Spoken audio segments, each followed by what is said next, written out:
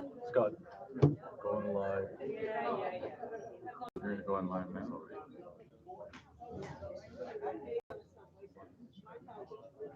Hello, I'm Scott. Nice to meet you. Thank you for coming. So you're in boards in closed session now, and then they'll come out into public session. There'll be a few things, but recognitions is usually the one of the first items, and then you don't have to stay. Yeah, then I'll take pictures. Can I ask you one more favor? So we have a student meet us in the pledge every meeting. Would you want to do that for us? So once the board president will, when you get to the flag salute, you guys come up to the podium there. And just follow us. All right. Thank you. So where was your state championship?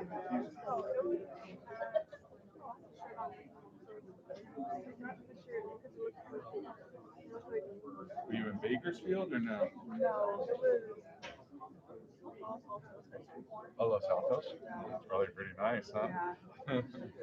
Yeah, because the boys are at Bakersfield every year. I used to be a sports writer so for high school, and I covered Gilroy High School. You know, it was like the perennial champs for CCS. When I covered them when they won their first of the streak they're on now, like 20 street. I covered before that, even when they hadn't won yet. San Benito was really strong at wrestling. They had some crazy duels. It was packed gyms, people all mad screaming. I loved it. Loved it. Covered a couple of state champs in my day. Yeah, I actually used to have the boys um, at UOP before they moved it to Bakersfield. So I was there. Bakersfield's nice. Except you're like the competitors are like downstairs, like under, like waiting, and then you just see them like all sitting around the walls and stuff, and pretty beat up at that point, when you get to states. So, how many matches did you have? And you went 4-0. What year are you? You're sophomore. Really? Wow. You gonna keep it up? Yeah. Maybe be a three-time state champion. Cool. Who's your coach? He's here today. Okay. Awesome.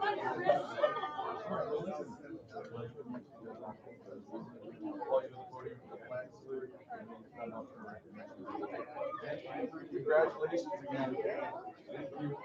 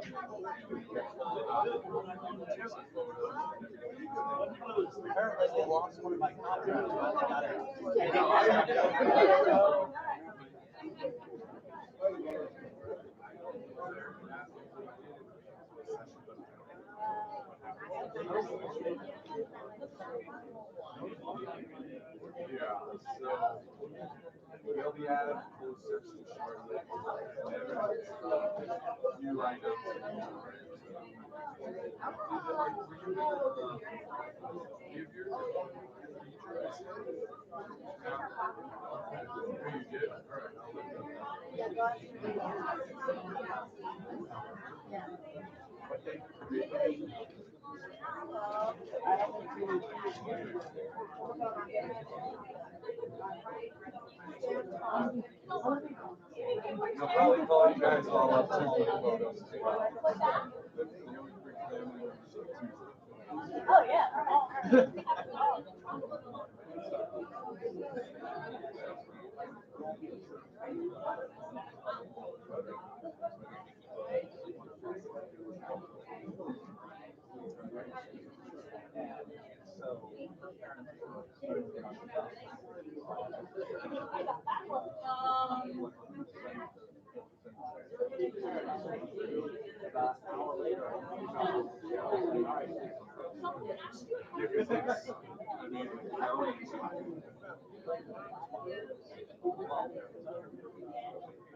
Right, that was the first declaration they made, and then it just kept moving.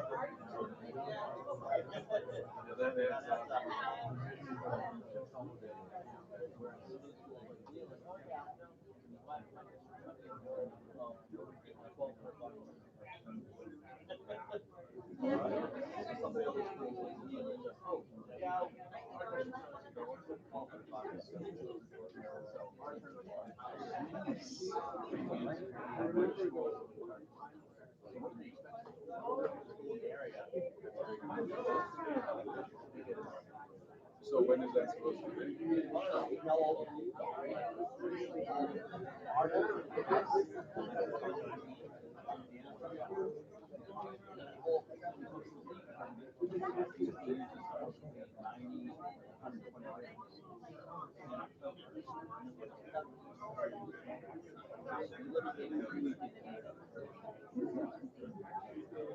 Well, I'd love to come down and meet some of the photos.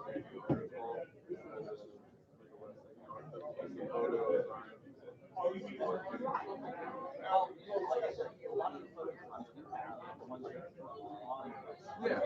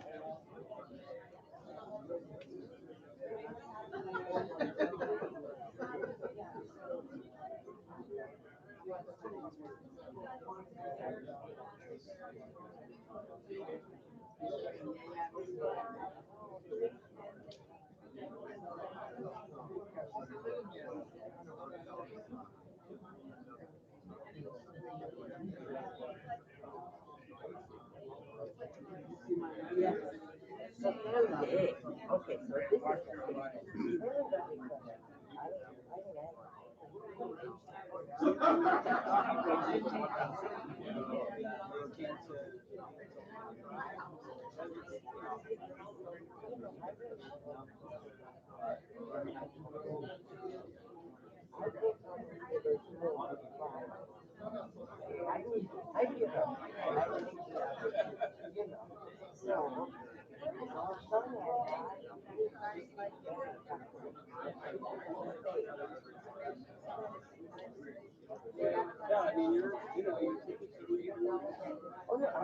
They're all of mine.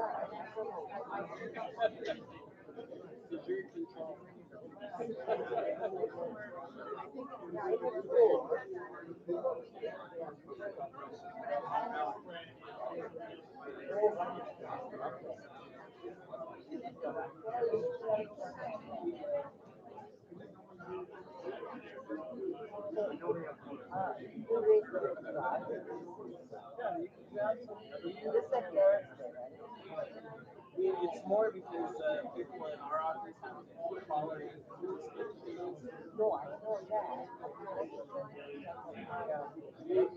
I know why. they do. I mean, they did. But our Charlie didn't say no. Right, because the materials are. I think there's more quality. I think it's like fabrication. They don't it's more.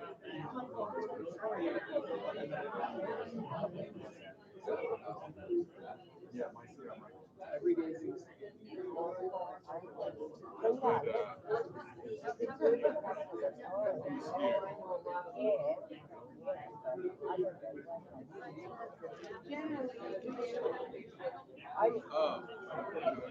glad to hear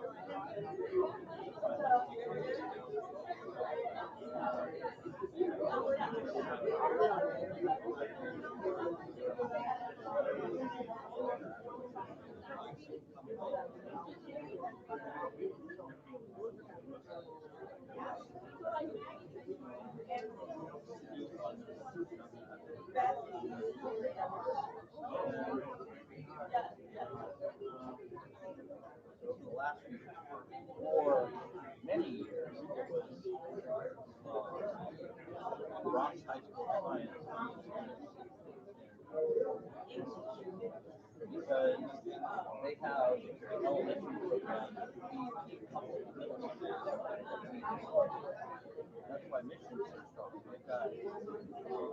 They've got more higher salaries.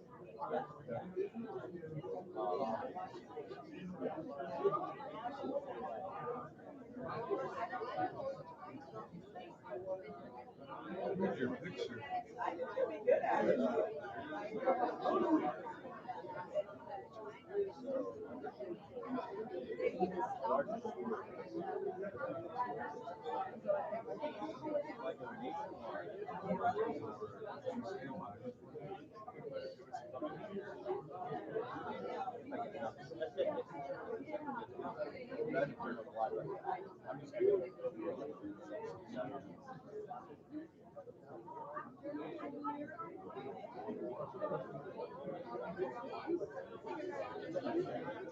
feel bad. I didn't think of it when I got a picture.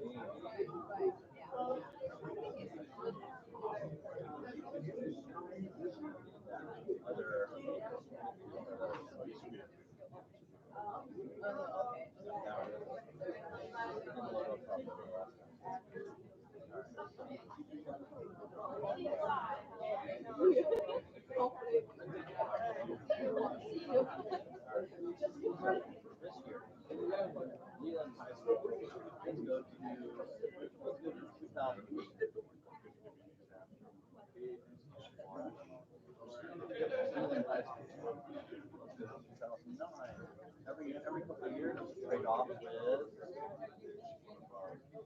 Leland High School, Sierra, 11, every 2 years, the project science or Leland High School. And they're half our size. When they go to a tournament, when I go to a tournament, I think 10 to 40. Leave it here.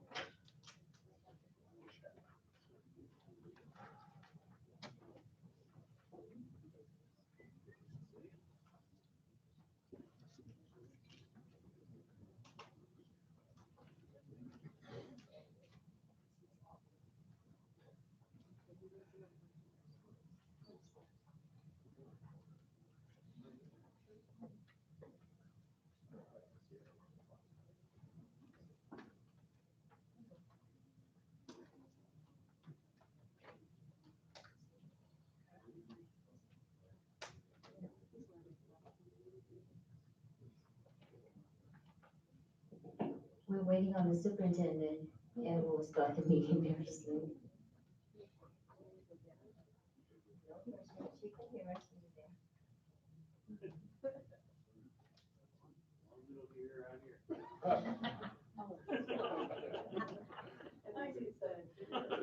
Hey, that's Scott.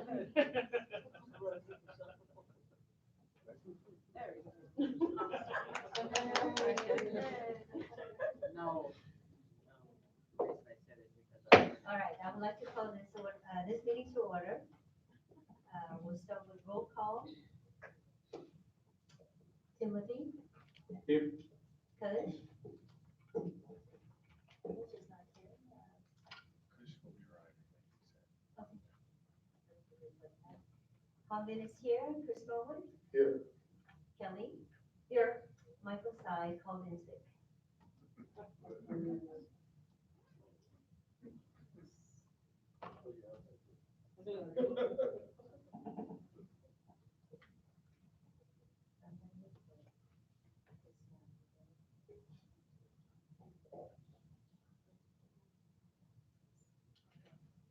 So in closed session, the board voted 3-0 to approve a notice of intent to immediately suspend without pay and dismiss a permanent certificated employee of the district.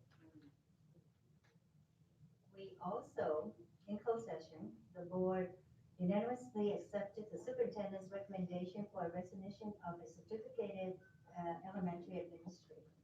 So those are the two items in closed session. We are now moving on to, do I have a motion to review and approve the open session agenda? Motion to review and approve the open session agenda. Second. All in favor? Aye. Aye. Then you can vote too. Aye. Any opposed? Seeing none, motion carries. I would like to invite Audrey Dunn to lead us in the flag salute.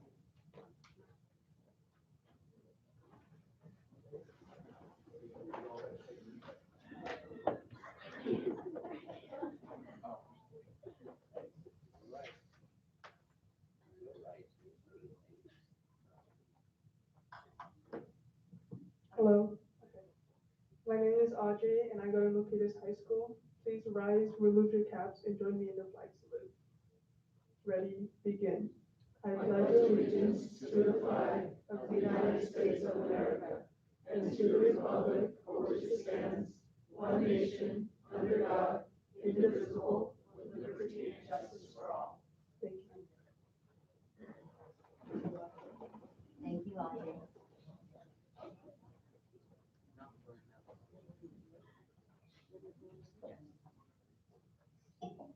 Comments from the public.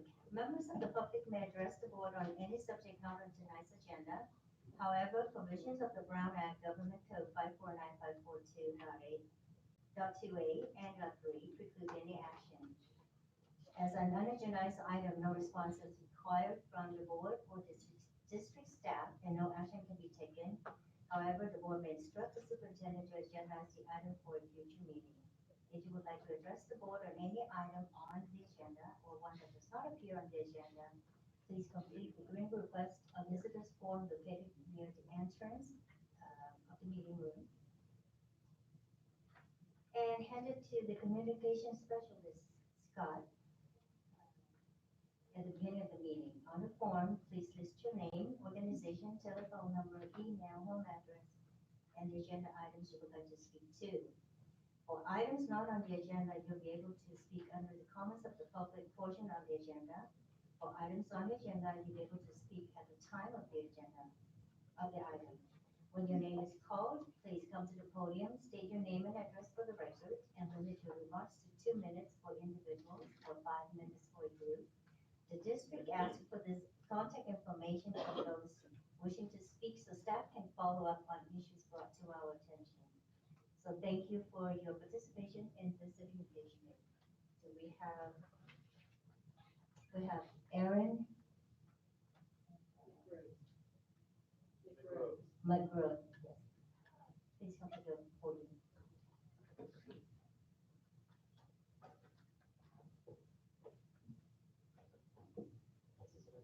Yes, Aaron. Thank you. My name is Aaron McGraw, and I am attending as a junior in Milpitas High School. And I am here because I want to explain what has been happening in regards to VTA. If you don't know, VTA has been missing the schedule that takes the route to school, Milpitas High School, to be exact. There are 20 to 30 students, I believe, like myself, who have not seen the bus showing up. And this might have and this might have their and with it they might have their parents come pick them up, or possibly even have to walk to school or even miss school. I, in particular, had to have Aunt Michelle miss work just so she could pick me up, right? And I would like to have, and I would like to be, and I would have to be late for school and breakfast. I speak for the rest of the people who had to attend 247, which is the bus that I'm taking, that they should not have to go to class hungry or possibly even be late for school, which can have an impact on their grades and among other things related to that. All in the hands of the incompetency of VTA, which should not happen. And I hope that you, the Peters Unified School District Board of Education, will take action, further action, to help to help to help not to have this happen again, because this is inexcusable for what VTA is doing. I like VTA. I think they did a wonderful service doing it, but I believe that there should be some sort of consequences or further action for what they're doing, because even for financial reasons, it's still inexcusable because what they're doing, because even if even if for financial reasons, they make a bunch of money every day from people who attend VCA, and they have enough money to have a substitute. Thank you.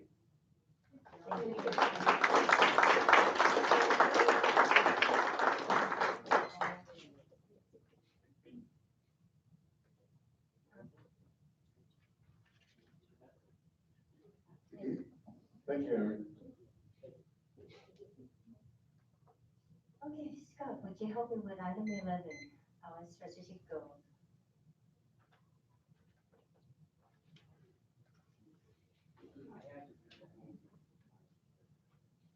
Strategic goal number 1, build a culture of we that engages parents, staff, community partners in supporting student success. Strategic goal number 2, improve communication systems for better outreach to parents, students, and staff. Strategic goal 3, develop educational pathways that allow students to apply their passion and learning for their future careers. Strategic goal 4, focus services and support systems to ensure that all students are engaged in their learning and are making social, emotional, and academic gains. Strategic goal 5, identify creative, student-focused strategies to accommodate enrollment growth and ensure healthy learning environments. Thank you, Scott.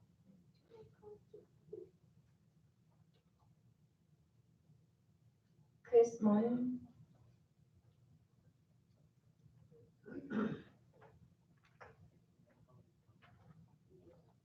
Good evening. I kind of just wanted to say a little something about, I hope the individual that you suspended tonight is not the individual that's responsible for blackface. Suspension is not enough. The hurt that I've seen on my wife's face, I have a child in this district. That's not enough. He doesn't understand the severity of what he did. He's made comments to me on social media. He apologizes and says, oh, I did something wrong. But he never admits to the fact of what he did wrong. So he doesn't understand.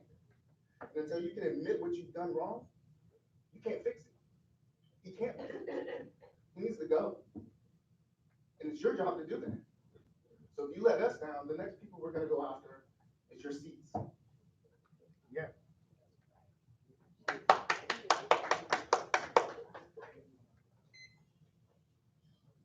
Tina from Tanner.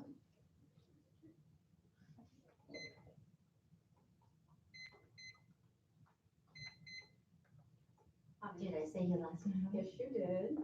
Fontenot, Martin or Fontenot. You just heard from my husband. He pretty much echoed, I think, what I feel. I really hope that that was not the employee that was suspended with pay. I just feel like it's a slippery slope. I don't think that he has any remorse um, at all. Um, I don't think he gets it. I just feel like there's just some people that just don't get it. I think that he would have expressed remorse by now, and it seems like he's got a lot of fans in this town, which really disgusts me because I thought Milpitas was different than that. I don't get it. Um, yeah, I don't understand. There are children that were hurt. You know, it's different when it's an adult, because like if it was said to me or done in front of me, I would tell him where to go and how to get there because I'm an adult. But these were adolescents, and I think that sometimes people maybe look at kids when they're teenagers and maybe they see adults on the outside, but they're very much children. They're students and they deserve to be protected. And they're there to be taught. And when you have a teacher there, they are in a position of authority, and students are a vulnerable population. So therefore, when you have an adult as a teacher and they are in a position of authority and they're doing something to a student who is vulnerable, then I mean, they're really in a position they can become a bully. And what he did was, to me, I mean, abusive. Really, it was an abuse of authority for him to do that. And those kids were hurt. And I don't think that people realize that unless you're behind the scenes, unless you're privy to know what those kids are going through, which I do, because I work with some of the organizations that talk to those kids, they're hurting. And that's not okay. And people need to know that. Thank you. Thank you, Tina. I would like to read the closed session again, so that maybe I read it too fast. So I read, in closed session, the board voted 3-0 to approve a notice of intent to immediately suspend without pay and dismiss a permanent certificated employee of the district. So, thank you. We're moving on to item number 12, superintendent's report. Superintendent Jordan. So this is the moment when we get to recognize students and staff members and community members. And I would like to recognize Derek Bryant, who is a student at St. Elementary School.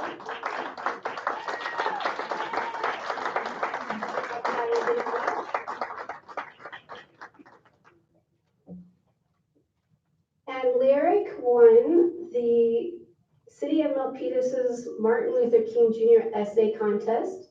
So I'd like to have Lyric come up and read her essay for us.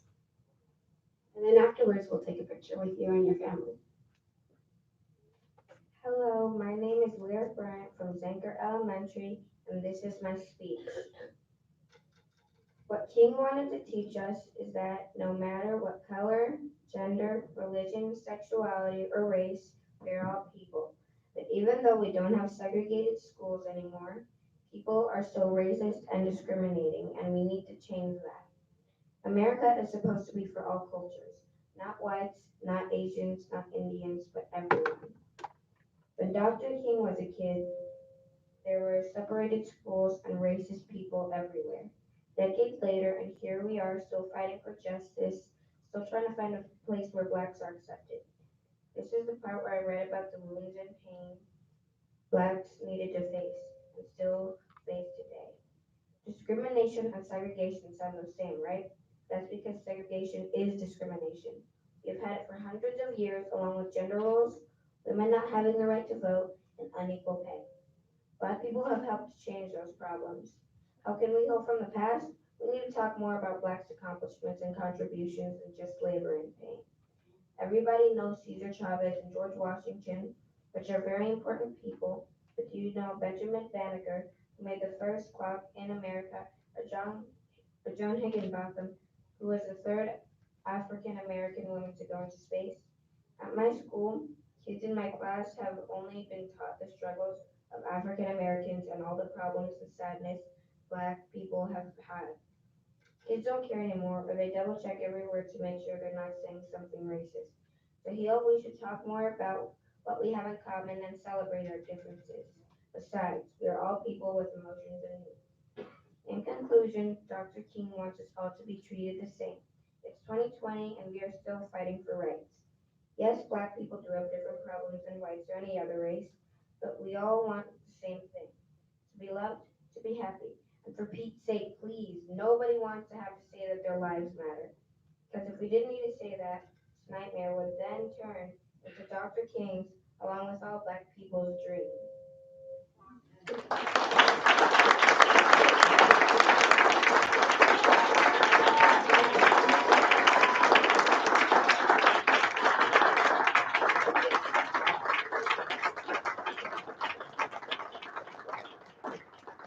Derek, would you please come up with your family?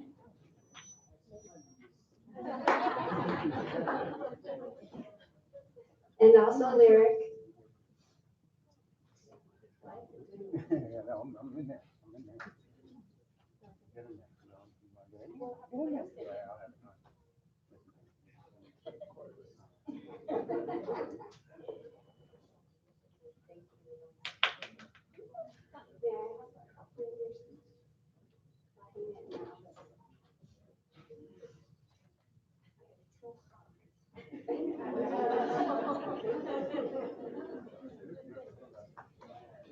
All right, let's get a picture.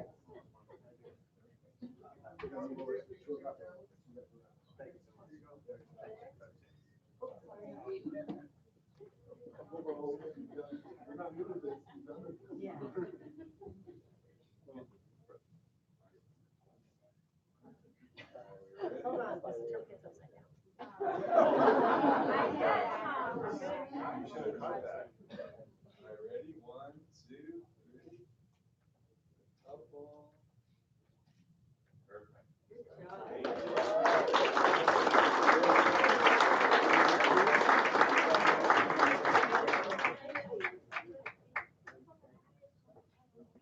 Okay, our next young leader is Audrey Tran, and she won the girls Silicon Valley 111-pound weight class championship.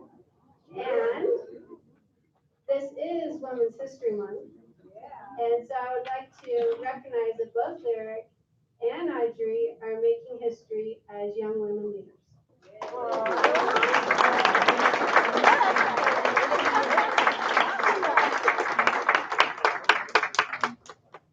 Yeah, your coach and family with you, can you come up? Right. He said there's a speech in the 18 as anchor at the high school.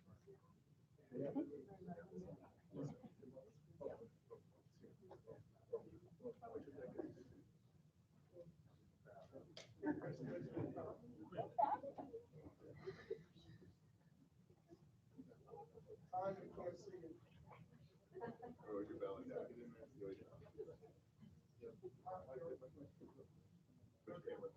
Ready? 1, 2, 3.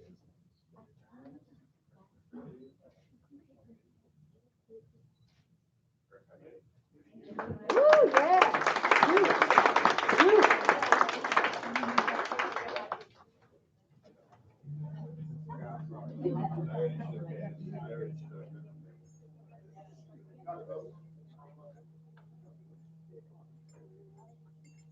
All right, Mom. I'm gonna go to the closet on next.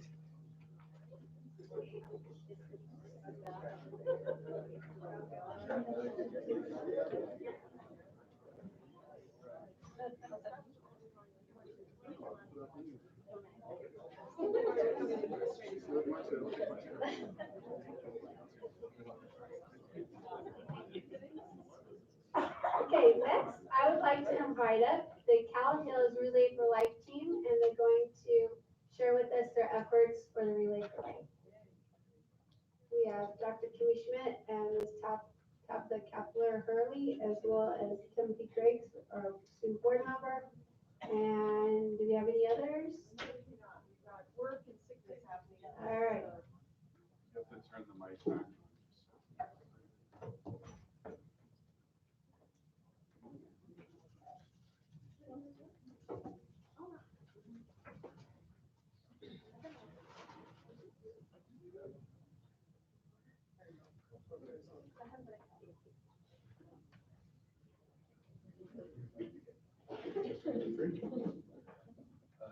Relay for Life is a 24-hour walking event that raises money and awareness about cancer prevention, research, and services through the American Cancer Society. Several students at Cal Hills have stepped up to reach this challenge of walking 24 hours as a team and raising a few dollars each to put towards this important cause. Many of us have been negatively impacted by cancer through their family and friends. This has inspired us to do the hard job of fundraising. We are growing our skills as we learn to talk with others about Relay and learn how to ask for donations and help with this important effort. Today, we have come to this meeting to talk with our NUSD administration about Relay and give you the opportunity to buy a luminaria, a beautiful paper bag customized with a loving dedication to a person you want memorialized or honored at Relay, or simply make a donation. The luminarias are $10 each, and you may purchase one in person right now, or we can show you how to do this online if you want a tax-deductible receipt and are more comfortable with that process. You can donate online or place cash donations into our box. Either way, buying a luminaria or making a donation will help our students reach their goal and help them give back to this good cause. At the last event, we walked around Town Center Field. There were interactive booths, little games where you could win prizes, Nerf wars, and me and a couple other students managed the snack shack. There was a moment of prayer for those who have fought or are still fighting against cancer. This is our 3rd year. And will you join with us on this effort? We hope you will by encouraging them, and if you like, making a purchase or donation of any kind. Every penny counts as we fight cancer together to make a better world for those we love. Thank you. Sorry. Thank you so much.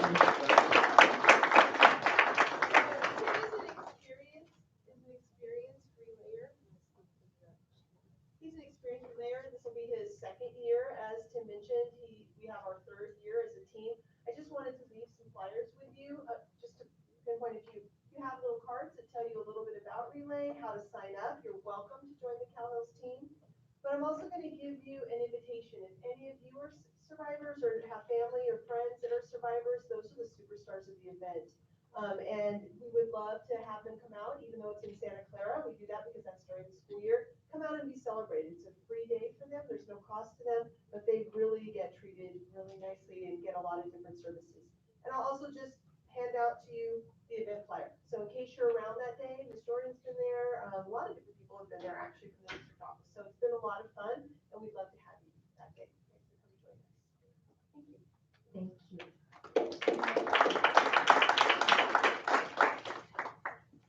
I'll make a $50 donation and I challenge the cabinet and the board members to make a donation.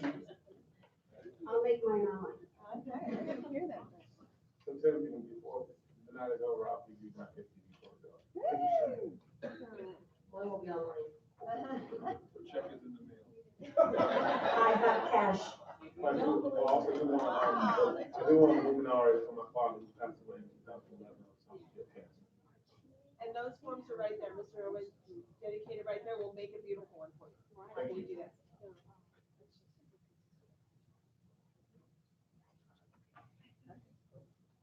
Okay, next we have public records requests.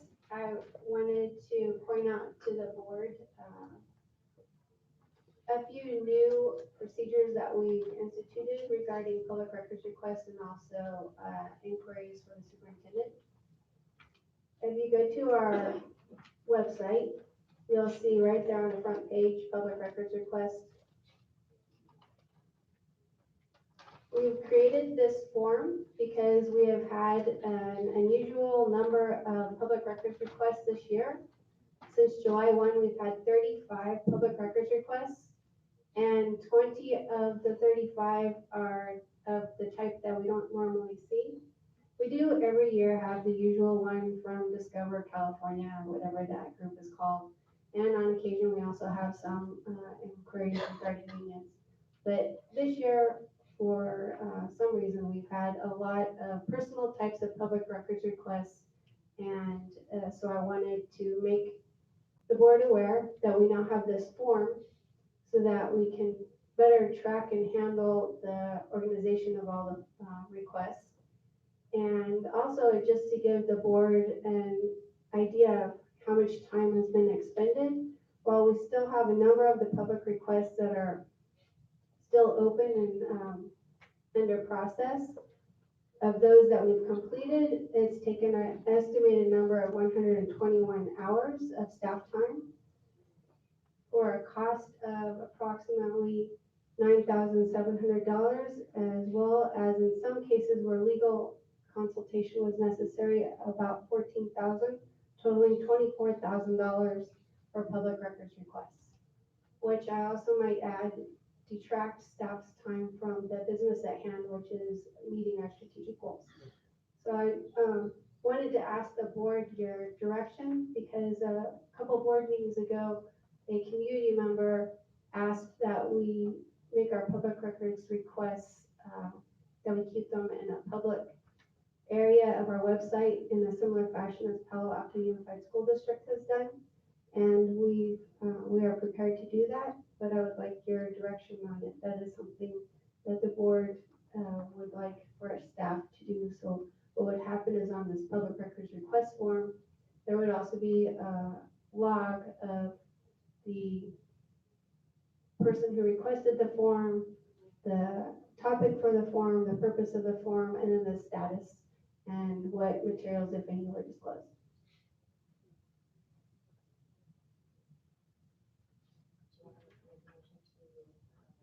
I just need a direction.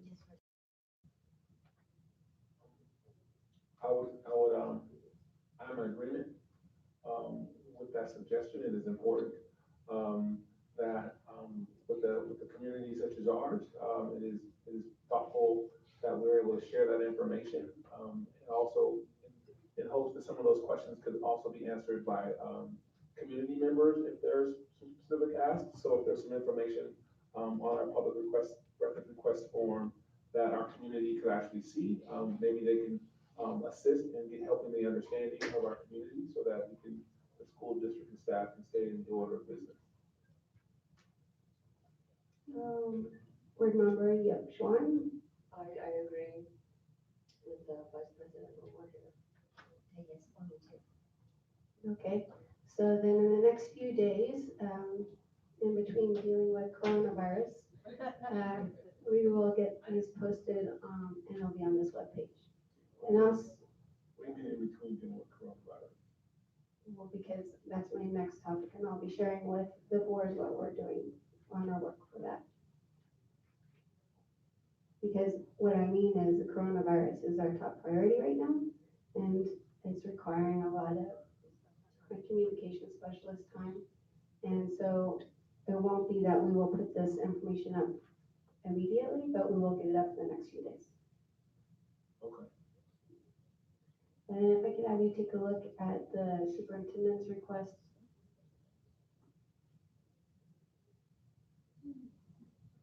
So here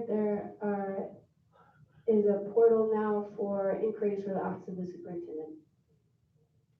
And this provides people in the public with an avenue for having inquiries that are not public records requests responded to.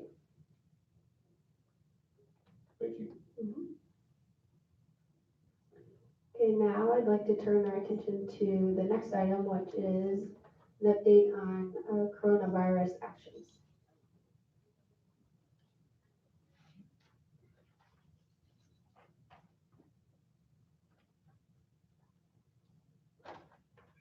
So first, you'll, as Scott is working through the different aspects of our both public as well as internal webpage, I'll point them out.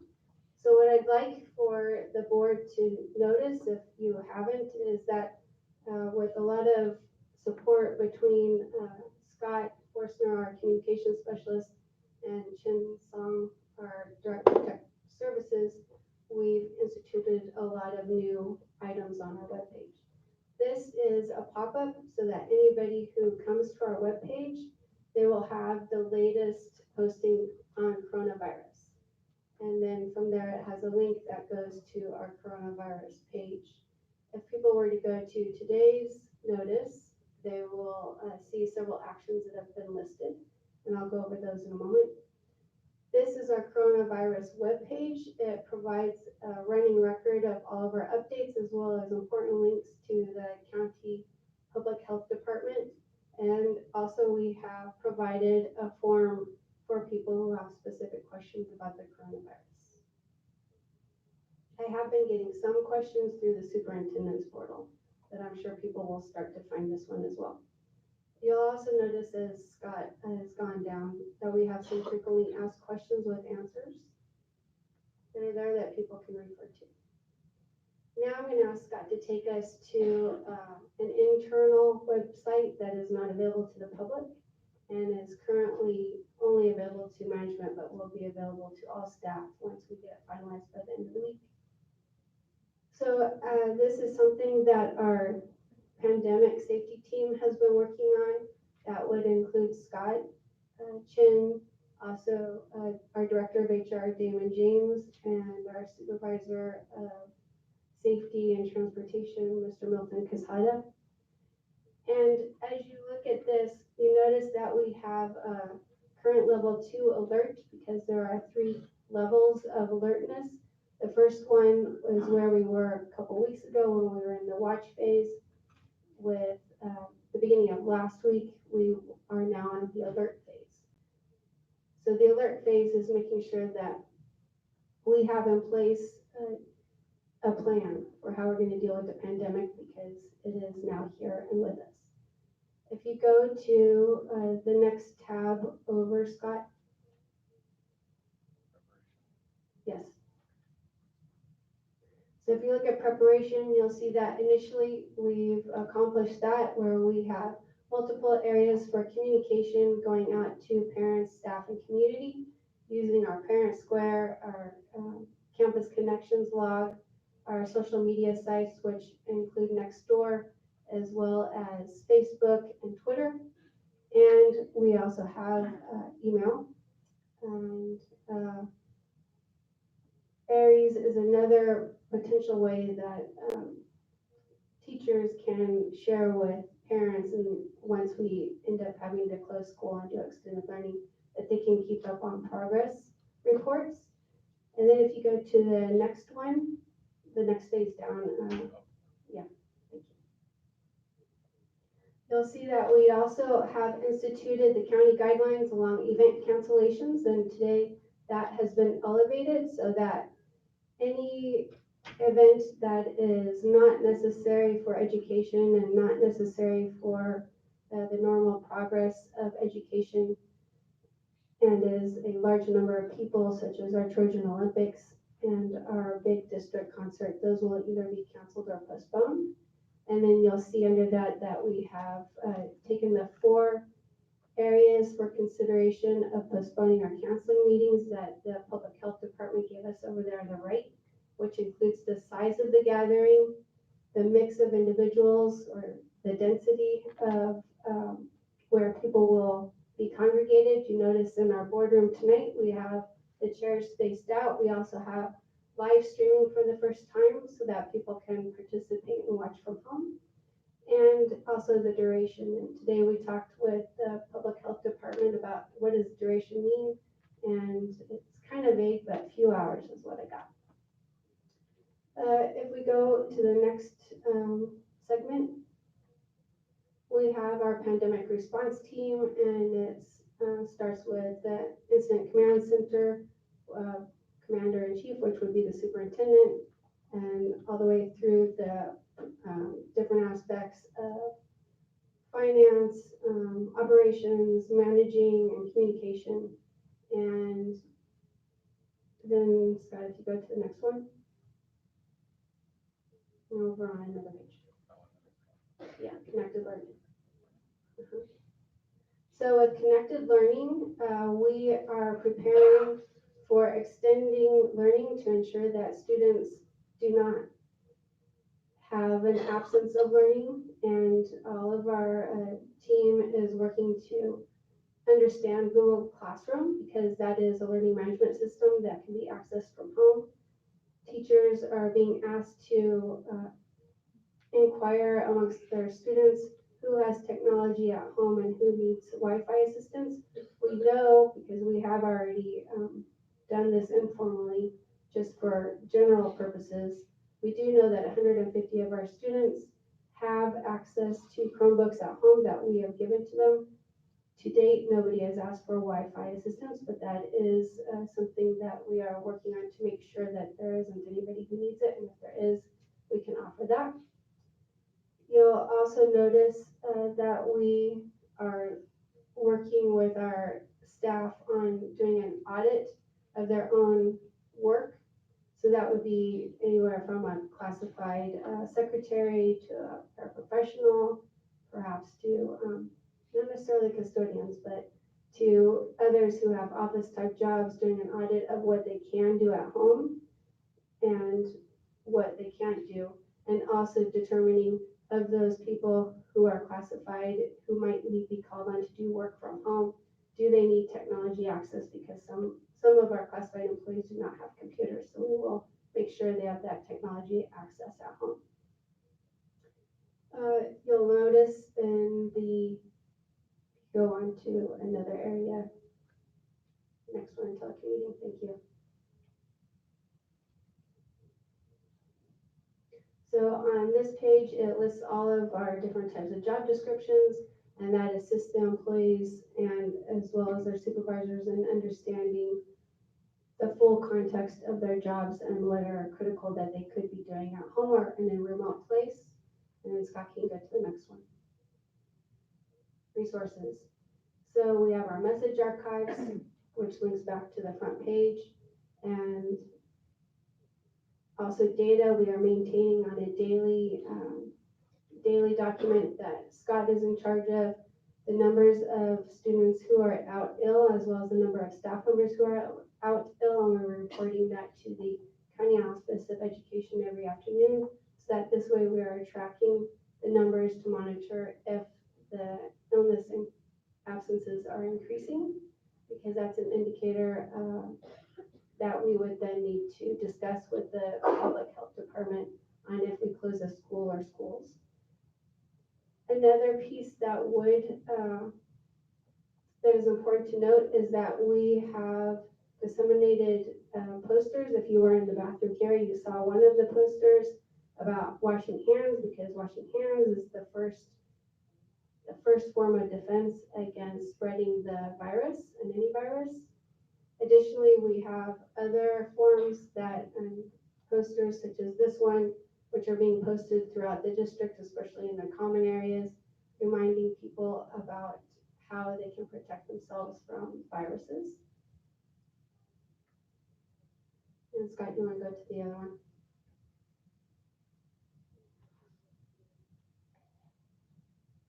Okay, and if you go down to meals, thank you. We understand that we have a little over 30% of our students who are on free or reduced lunch, and that they depend on schools for their meals. And without schools being open, some of them don't get breakfast and lunch. So we want to make sure that in the event that we have to close a school or schools, that there is a way that we can provide meals to our students. So currently Sandy Wynn, our Director of Student Nutrition Services, is working with her staff on developing bag and go lunches that they're pre-assembling with non-perishable food items that can then be added to with other nutrients. And she's also working with the state of California and California Department of Education on making sure that we have the funds needed in order to do that. And along those lines, we are also thinking about if in the event we are at a level 3 where we have to close down many schools, and at that point is probably going to be that city offices are closed too, that the schools could very well become healthy health places, health clinics, as well as feeding centers. So Sandy is working to figure out how we would implement that. Along those lines of thinking about what do we do for our students whose parents can't be at home with them and it would be a hardship, is thinking about how we can create a skeletal crew at a school site or several school sites if it comes to that, so that students who can't be at home by themselves because there's nobody there, they can come to school and there would be somebody there and who can help support them with the extended learning online. The other thing I want to make everybody aware of is that it is potential that we may have to move spring break earlier so that we can have school closed for a week at a time. If it's necessary that we close school for 2 weeks, it could be that we add school days to the end of the year. And Norma, our Assistant Superintendent of Learning and Development, is working diligently with the Santa Clara County Office of Ed and also paying attention to the requirements for waivers, attendance waivers from the CDE. And one of those pieces that we talked about today that she is taking the charge on is ensuring that we have systemic evidence that when we say we're doing extended learning, it's really extended learning and students' progress is being monitored, students' attendance on the extended learning is being monitored. So all of these pieces are being enacted as we speak, and so that we can be ahead of the curve and ready in the event that we are planning for, at least one of our schools will most likely be closed. Now the big question, when do we close the school? Under the direction of the public health department, if there is a student or a staff member who is confirmed to have coronavirus 19, they will notify us and we will discuss with them steps for closing the school. So I wanted to present all of that to you so that you're aware of it, because it is top of our minds, especially after hearing that one of our community members in Santa Clara County, a woman in her 60s, has passed away after several weeks of struggling with this disease. We know that each one of us has the charge in the realm of education to do what we can to prevent another death. And I'm very thankful that our students in K-12, that they are least susceptible to having the virus in any kind of form that could be detrimental to their health. However, we know that those of us who are in our later years or with compromised immune systems, it is not so friendly. So I want you to be assured that we are working diligently, and also board president and vice president, for everybody to know, as well as myself, have been in constant communication with vice mayor and mayor and city manager on what we can do jointly. And you saw evidence of that on March 9th when we issued a joint press release. So that's my update, and I will be giving you other updates as we go on. Thank you, Superintendent.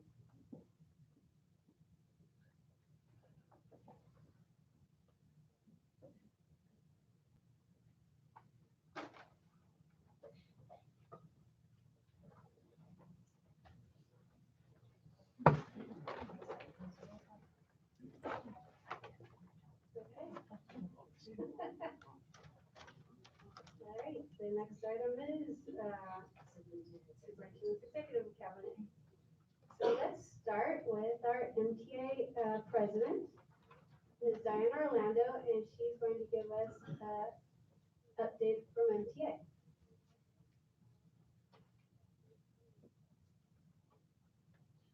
Good evening, I am Diana Orlando, I'm president of MTA, Milpitas Teachers Association. Good evening, everyone. We've been visiting sites along with our CTA rep staff members to inform people about an initiative that we are gathering signatures for called Schools and Communities First. We have people at the high school on Thursday, someone at Russell, and they will make their ways around to all the schools. So we appreciate you allowing them to come and talk to people about it. It's very important for schools, hopefully in November. Teachers are beginning to prep for our independent studies that we are gonna perform or have our students have access to. It's a lot of work, but we know it's what's right for kids. Yes, we're probably gonna complain about it, but we're still doing it. Let's be honest, it's a lot of work. I spent 2 hours just to do the math part. So it's necessary, but I hope the public realizes the burden that it places upon not only teachers, but all staff members. It's not easy. It's taking away from our other planning for our current activities in our classrooms. But it's necessary, and we will meet the charge and we will move forward. We also just got finished working very hard on the past election. We are very happy with the outcome. The next thing we're working on right now is our proposal for our reopener for our contract. And we're probably going to sunshine it to the board at the end of April. That's what we're up to. So thank you for letting me speak. Thank you.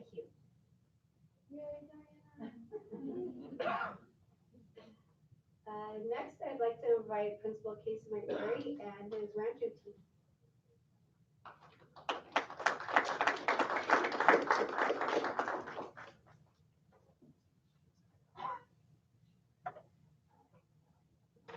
Good evening. Thank you so much for having us here tonight. We always enjoy coming and sharing a little bit of our work with you and the community.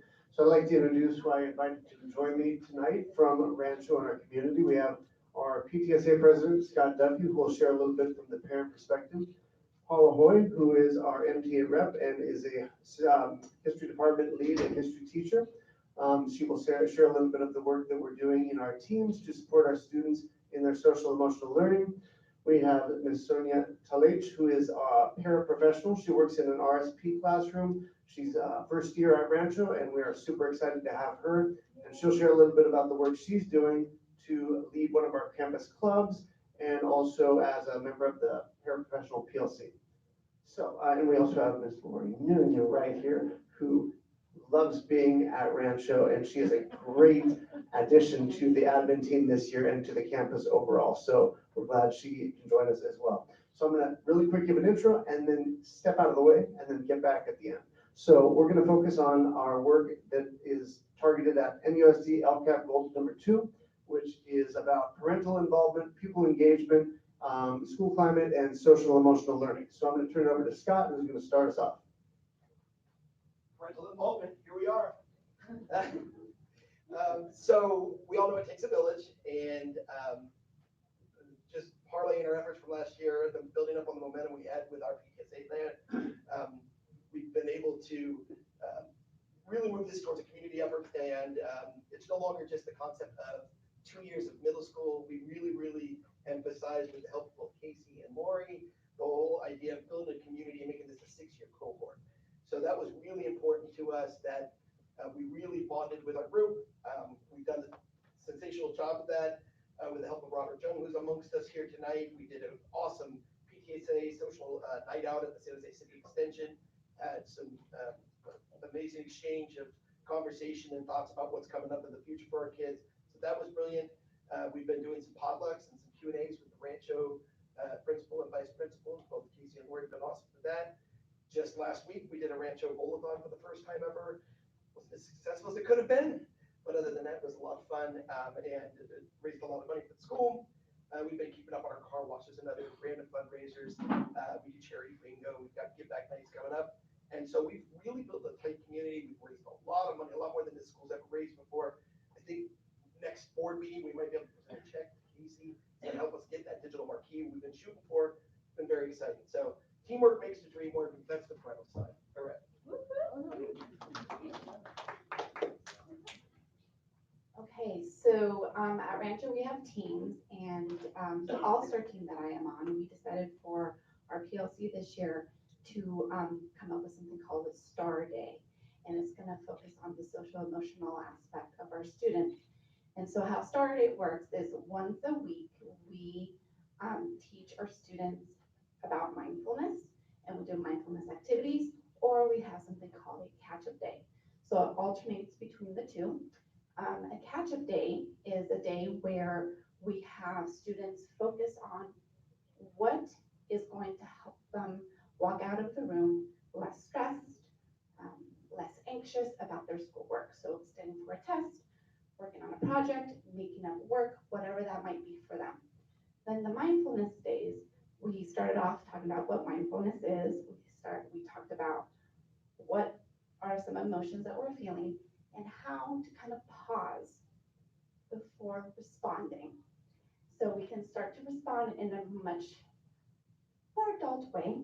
And we also did the fun activities about mindfulness, like breathing techniques. Our science teacher did a lab on slime, and they wrote an article about slime and how slime can actually help with reducing stress and their anger. That's what they're feeling. We've also done a nature walk, and students really, really, really love that.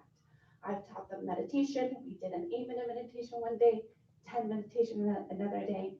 And at first they're like, no, we can't do it. I'm like, yes, you can. And they love it. So we started doing, I call it a peaceful practice every day in my class when we meditate 2 to 5 minutes at the beginning of every single class to get us ourselves focused. After 2 months of doing this, we did a survey, and 88% of students say that they're finding it very useful. So we're actually seeing a lot of good feedback from them, and they actually want to do more stuff outside. So that's our next step, to see what else we can do outside with our students.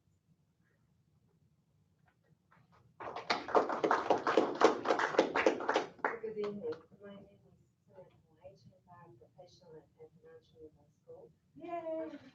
The school gave me an opportunity to start the Croatian language culture program, and it's very amazing to see the interest and the happiness of our kids learning the new language and how it's easy for them. Also, they are learning about the culture, which is kind of open their eyes and want to know more about the world.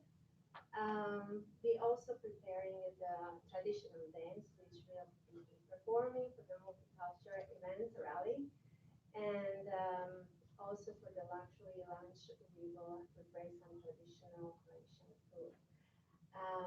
I'm very happy to be the part of this community family. At the Rancho Middle School, we all work together like a team, and we give our hearts in this job and make a difference every day. I just want to say thank you for giving me opportunity to have a few words, say a few words about our student and our school. Thank you.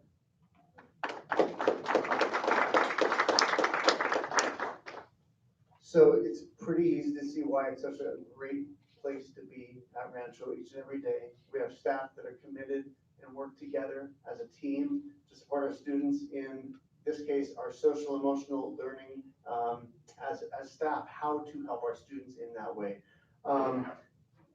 Paula hit it great with what her team is doing. Each team has their own focus in how they're supporting their kids in social emotional learning and just knowing more about themselves and developing those competencies of self-management, social awareness, relationship skills, and more. So a couple of metrics on the LCAP that are used to engage, to kind of measure our work are suspensions and attendance. So I'll share a little bit of data and then wrap this up. So our 2019-2020 year-to-date attendance rate right now is 97.5, and last year it was 97.6. So we're slightly down by 0.09, but it's kind of negligible. The attendance data for February was 96.6 compared to January 97.4. I don't want to go into why or how, but it's up there, but we definitely can look at what we can do to reach out to our students and continue to help them feel that connectedness to the school community, to teachers, and just to adults on campus as a way to motivate and engage them to be at school and to feel that belonging. So one note, we're going to offer our first Saturday school this Saturday. It's going to be run with Lori and myself. We are inviting students who are near or below the 90% attendance rate, since that's where the chronic absenteeism threshold is. So we're going to see how that goes and continue to work in different ways to support our students and to recover some of the days that they've missed for whatever reasons. Suspension data comparison. So this year, at this point, Last year, we had 24 suspensions. This year, we have 29. So we've seen a slight increase. Not going to go into the reasons why or conjectures, but we are working on an exciting initiative, PBIS. You probably heard it at the elementaries. We're in the planning stage this year, and it is, I'm confident that we will see a huge boost in what our work looks like and how we are communicating our expectations consistently across the campus for students. Right now, we're putting it together. We're at every staff meeting, staff's giving input. We're co-constructing this so it makes sense, and it is with input from all so that we can roll it out and truly have an effective and meaningful PBIS experience for our staff and our students and our parents. So that's an exciting initiative for next year. Like I said, at the end, I'll just wrap up with this. It's interesting, middle school, 50% turnover every year. So we've got half of the school who's brand new, and it's a challenge, but it's an exciting one, and we love it. So that's what we can share tonight about our work around the goal 2 of our LCAP. Thank you for having us. Thank you. Casey, thank you for sharing with us. It's hard to remember the fact that you guys have 50% turnover every year. So you have brand new students. That definitely caused some challenges. Thank you for also sharing with us, because as you were talking about your attendance, my first thought was I was going to ask you, for Norma, what was the possibility of the Saturday ADA recovery? And then it was almost like you read my mind because you spoke to it. So thank you for that. And the mindfulness and the PBIS, all good things to be implementing. So thank you very much. And thank you for an amazing opportunity for our students to experience the culture and realize that it's a great big world out there. So we're very, very grateful for that as well.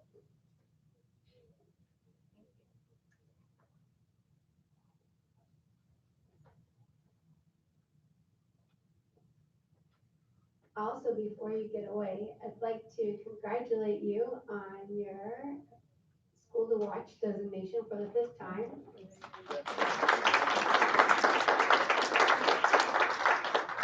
And at our next board meeting, we will invite you and the staff for that recognition. All right, thank you. Look forward to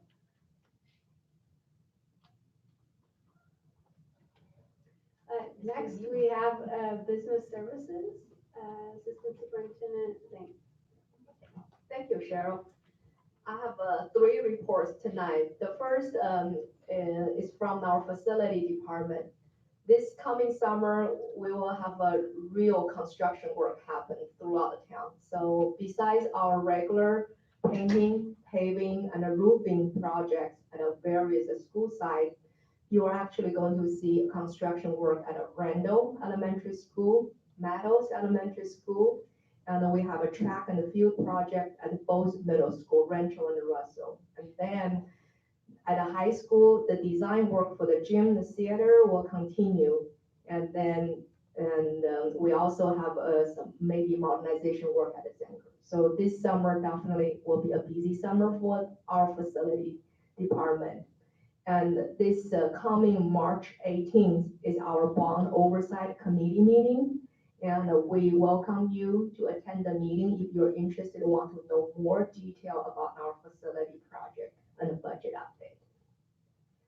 Secondly, and on behalf of our parcel tax oversight committee, and we're actively looking for a senior representative from the residents. So if you know someone who is interested, and if you want to volunteer someone that, I can contact that person. So please feel free, let me know.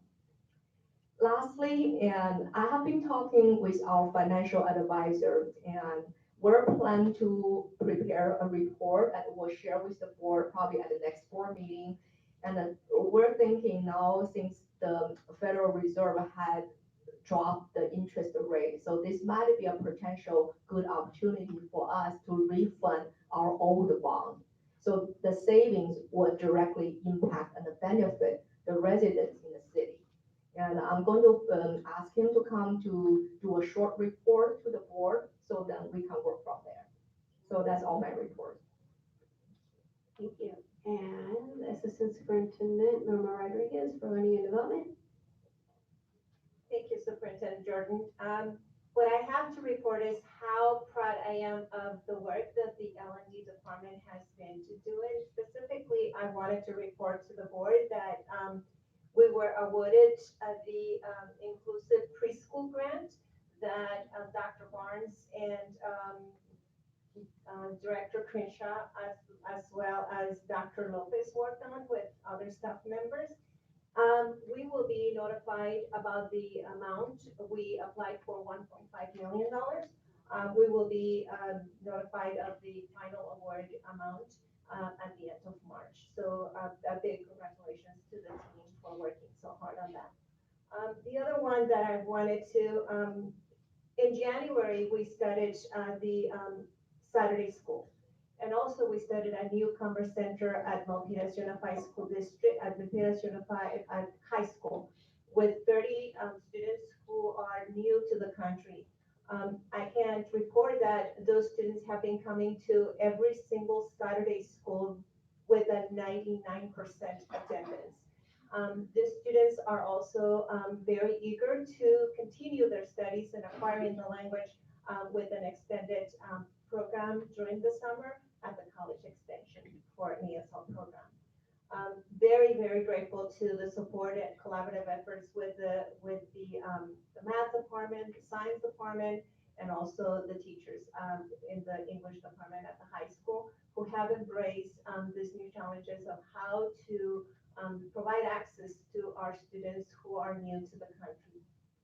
The Saturday Academy, we started in December with a total of 96 students.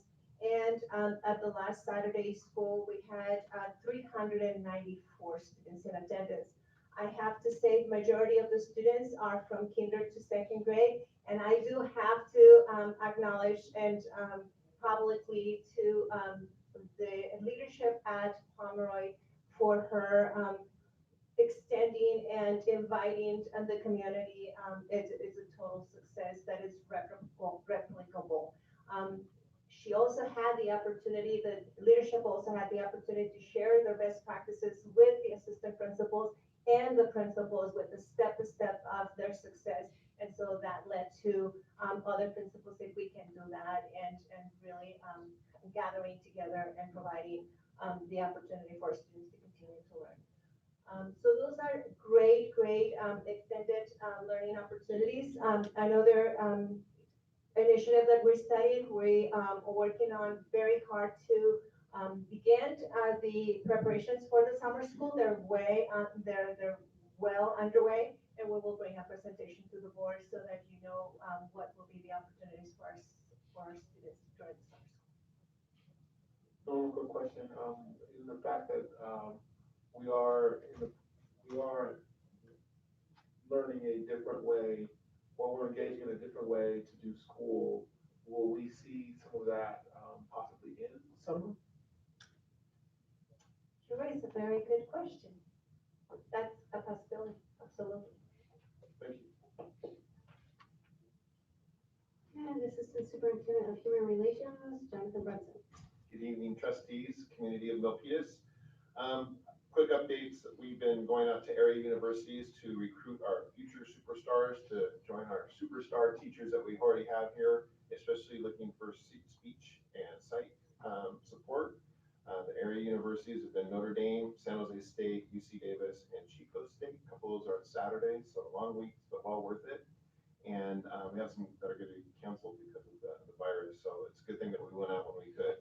I want to thank Scott for helping us get LinkedIn start for our district so that we can recruit out-of-state people. Most people don't know about our onboarding system called EdJoin, but they do know LinkedIn. So they will look at our positions that we have available for our classified and our certificated there so we can find world-class talent to join us. Also, special shout out, I don't think he's here anymore, but I wanted to single out Damon, our director, Mr. James, for his outstanding work in our department and helping us with our professional development day with our classified staff. Also all the hard work doing our job studies and reclassification with our CSCA, as well as his steadfast support for the safety of our employees around the district and our students. So that we have protocols and procedures that are well established and in place. And then last, it was a great honor to go and visit our area schools to celebrate Black History Month, especially at Milpitas High School and Zanker Elementary. And then again, supporting our families at the Parent Champion Sessions hosted by Toby Scruggs and our Advocate Ancestry Success Committee. Thank you. Thank you, everybody.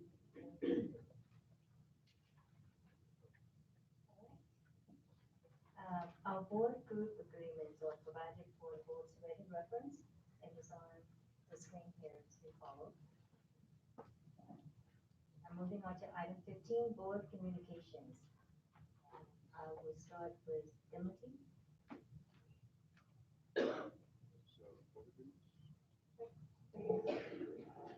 Number one. Your report. Oh, my report, I'm sorry. So for my report, me and a couple other students and teachers cooked and made soup with the Lions Club last week for the JW House. We chopped vegetables and baked some cookies. In addition, Calville's first softball game of the year is this Friday. I'm on the team, along with a couple other star athletes. The game is here at Cardozo Park, Friday at 10 a.m. Feel free to come and support your favorite team.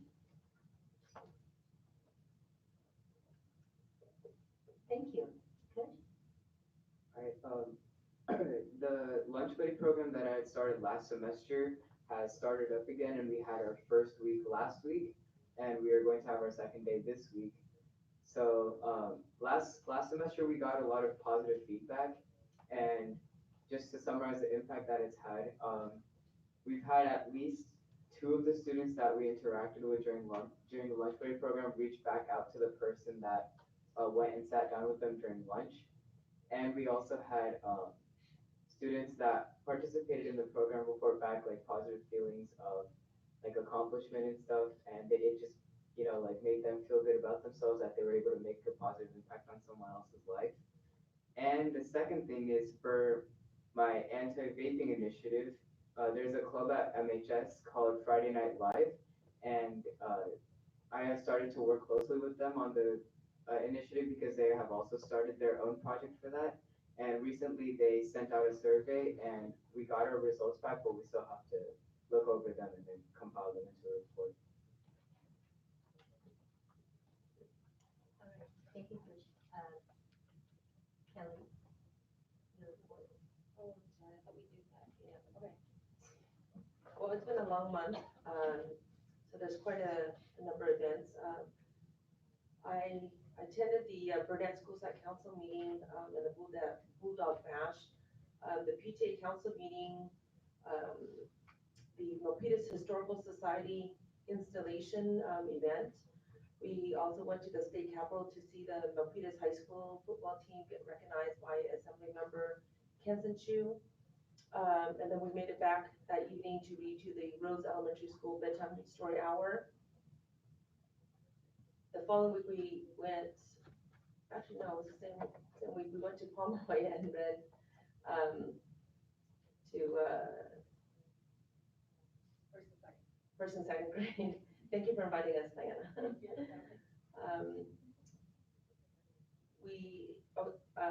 Well, I also attended the Rotary President-elect hospitality event after the training. We had a Rotary annual fishing day with Rose Elementary School. That's as president, I got to attend and got to be involved with that. It's a wonderful event. I voted on March 3rd. I hope you guys did too. We went to the Distinguished School recognition at the Office of Education. And then today, I went to Milpitas High School to present a check to the Interact. Let me see. Yeah, I think that's it. Thank you. Vice President Miller.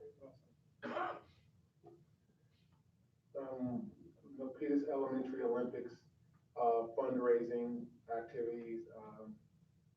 Contacted Superintendent Dave Cortez's office to learn more about their plans to offer services in the northern part of Santa Clara County. Milpitas Economic Development Council meetings with the Planning Commission Commission and also um, the Transit Area Task Force, MHS playoff boys basketball game. We won the first one, we didn't win the second. Culture Week conference planning, Stanford Workforce, BDC mentoring program, Milpitas MUSD Collaborative, BSU Showcase, visited the Rose TV show program. If you ever get a chance, go to the Rose Elementary School website.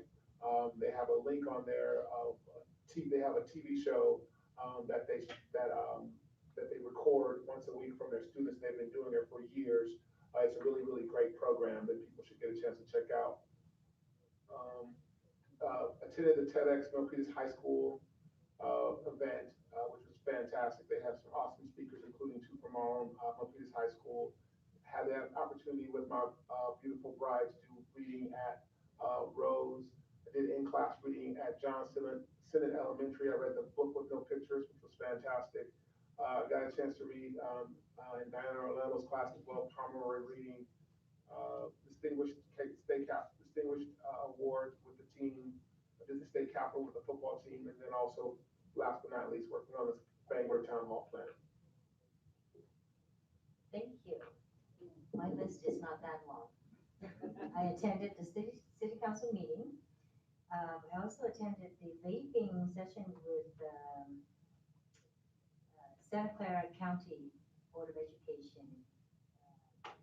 Public safety, we were dealing with disasters and how to set up or launch this Neighbor Fest. The Black History movie, hosted by Assembly Kenson Chu, Member Kenson Chu. I was also at the state capitol, celebrating the championship of our MHS football team. The recognition of California Distinguished School. Pomeroy reading. Thank you, Anna. I'm sorry to stay long. And I attended a 3 days president-elect training for Rotary. That's where Kelly came in just for the happy partying. And the historical museum installation dinner. That's what I did. Thank you. All right, let's move on. Reports. Superintendent Jordan. Oh, this is Wendy. It's a team effort. Okay. Wendy and Superintendent. And Travis.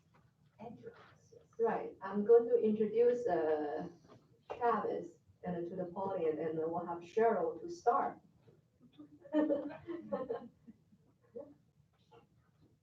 Okay, so this, let me put it in presentation mode. So this presentation, I'm going to open and close. And we're going to talk about Air Innovation Learning Campus. A few months back, we were here to talk with the board about potential. Do you have it on the one that's on the link? Oh, Thank you. So we talked about potential location of district office a few months back. And tonight we are coming to talk about the whole innovation campus, which will include the district office as well.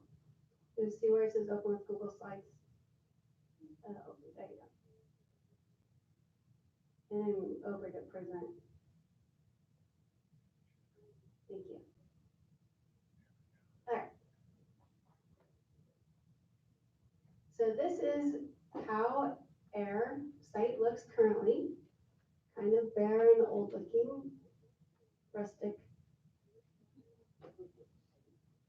This is to help you imagine what it might be if we did something with building materials called Generation 7, which is a modular type of building that Travis will go into detail about. And you'll notice that we are looking at 2-story buildings. So this one is a type of building material called folia. and it is also two-story.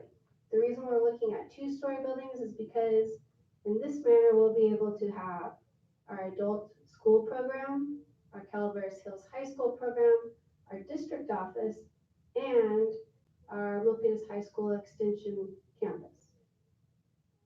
The difference between Generation 7 modulars and Folia and stick build is that stick build is something that you design ground up and is quite expensive.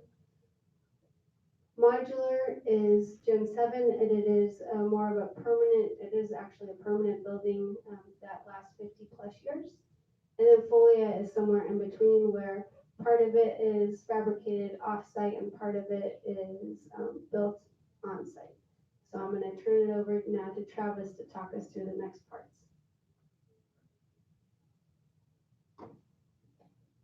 Good evening, members of the board, executive cabinet. Pleased to be here with you tonight to discuss these three options. As we look into what would best fit the program here at the air site, we presented once before to the board, of course, and then you've given us further direction to come up with three options here. So all three options involve the demolition of buildings 100, 200, 300, 400, 500, and 550, which I'll show you and members of the public where those sit in the slide moving forward here. So option one is to do that and replace that square footage and add the additional footage for the second high school extension, which in 7 two-story buildings. Option two, all that demolition at Folia two-story buildings, and then option three is stick built. I would note that in the presentation there's a link where you see the blue Gen 7, the blue Folia, the blue stick built. There's a link that gives you further information on that. Do not take responsibility for that. Somebody over here is way smarter than me and added that. Here's your site plan. This has a laser, probably does, but 100 building is where superintendent's office is currently. There it is. And then 200 building business services. Then you have Cal Hills High, Adult Ed, it's Cal Hills High here. So the proposition involves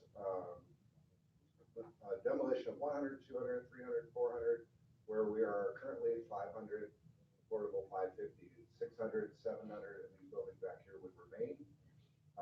And then we would renovate 900 and we would renovate the old theater into a common student use space. This is an example of the Gen 7 installation. As you are aware, we did some tours and saw some of these buildings and what they offer, what they feel like. Got feedback from end users and site staff and cabinet level members at other school sites. You can see with the Gen 7, the building goes together very, very quickly. The foundation is done ahead of time. The buildings are about 90% complete in the factory. So they come out, they crane them in. In this instance, all these buildings, I think there are 8 or 10 of them in a row here, went together in one day. So they just slap them all in there. You notice the solar panels are already on. You have a teaching wall in there. You can see wall finishes are in. So all they're really doing is doing the closure where the two joints meet all the way around, and then they put those materials around. It's really hard to tell actually where the two buildings go together. These buildings come in from front to back, 32, 36, and 40 feet increments. I think they're 12 or 14 feet wide. You could stack them together for infinity and have one giant room if you wanted, or you can configure it however you like. This is what a two-story Gen 7 campus looks like. So being careful to identify the difference between modular and portable. Portable is like your typical 960. They call it a shoebox portable. It's all wood. It's got floors that wear out time. These are not that. They have concrete floors, and decking, red iron, that sort of thing, and then pieced together to look like a normal two-story building. This is the inside of an entry of one. My original thought was you didn't have an option for this with Gen 7, but you do. They can configure it in such a manner that you have a nice big open custom entryway. Gen 7 for collaboration, you can see that for the programs, innovative programs that this district would like to run in these buildings, these are very configurable. You can do all sorts of things with the doors opening like this. You could do the same thing with these doors to the outside if you wanted to combine. I think that you do right here, a an outdoor space with an indoor space, lab, maker space, robotics, that sort of thing. Called today, spoke with AMS. They said that although they haven't yet, they could configure a building to accommodate a wood shop, auto shop. Just that it's about the ventilation and air recirculation, those sorts of things. One thing I would point out, let's see if it's better here. Here you go. So the Gen 7 for a flex space here, you can see how it can go into the next room, or they can just close it off and use this space. Very energy efficient. You have up here, these are solar tubes right here that go to the ceiling.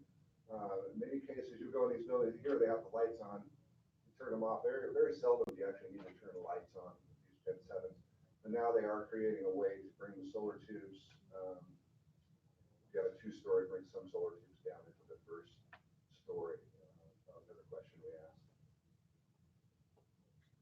This Gen 7 shows the standard classroom teaching wall. Carpet's a little busy for me, but looks good, and it's very energy efficient. And you can see where they can do this as a typical classroom as well. Make sure I'm not missing my notes here. Now we move on to Folia. Folia building is a very durable building. It's built by block construction. It's designed by QK architects. They're gaining in popularity. There are really quite a few of these now. Steel is fabricated exact same way every time. They go to DSA, they're pre-approved. It's panelized system. You can see these big panels are made in their yard. What this does is it cuts down on the time of construction, the time from when they break ground to when they actually hand you keys. And so similar delivery method in that over-the-counter approval, short timeline for construction. A lot more of this is done on-site than, say, the Gen 7, the completion rates. Mostly the panels, the big steel, they have things that they bring out that are kind of prefabbed in their yard. This is Cupertino High. This shows you a good example of two L-shaped folias. These are the pre-approved folias here. This is a modified version of a folia. You didn't have the L on it. Each of these are about 16,000 square feet, 8,000 down, 8,000 up. They use extensive solar panels on these. Again, these are also very configurable buildings. This shows you a nice quad area from that same school site, where everyone just kind of drawn to that center area. You see that you can do more than just throw buildings in. You can create a really inviting space for the students. Here's some cool lab space with a lot of the reels, a little more industrial, something where you could do robotics, or you could do some sort of maker space or lab space. Be a little creative, where it's really more of a hands-on learning environment. They've created here at Cupertino High. You see a lot of the big X bracing for seismic and that sort of thing. And then with the folia, rather than the solar tubes, what you'll see is a lot of clear story windows. So they bring in a lot of natural light through the use of the clear story windows. They have a nice shape of the room, good acoustics, that sort of thing. You see a lot of steel structural members in there, and it's a nice collaborative space here. So we start looking at rough estimates, and we look at what it would be to replace all those with Gen 7 2-story, Folia 2-story, and stick built. So using a square footage of approximately 96,000 square feet, which would be 6 Folias or the same square footage in Gen 7s or stick built. Gen 7 would come in at roughly 500 a square foot, give or take. Folia at 700 square foot, give or take. Stick built 900 a square foot, give or take in today's market. Estimated building costs, 48 million, 67 million, 86 million. Rough estimate on site work, demo, soft cost for architectural services, those sorts of things. We just went clean across the board at 14,400,000. Estimated total cost, not including the renovation of building 900 and 1,000, 62 million, 81 million, 100 million. We factored in $350 a square foot for the renovation of buildings 900 and 1,000. It's about approximately 15,000 square feet of space there for a total of 5,250,000 additional. So if we look at option 1, the Gen 7's cost plus the renovation cost, estimated total cost $67,650,000. The airside budget, as presented early on, was $66,817,000. As so you can see the difference in the right based on which option was chosen. All three options are above the original budget, just slightly for option one, and that could vary. It could be a little less depending on how some of the numbers come in the real world. And then option two, you're about 20 million over. Option three, you're about 39 million over.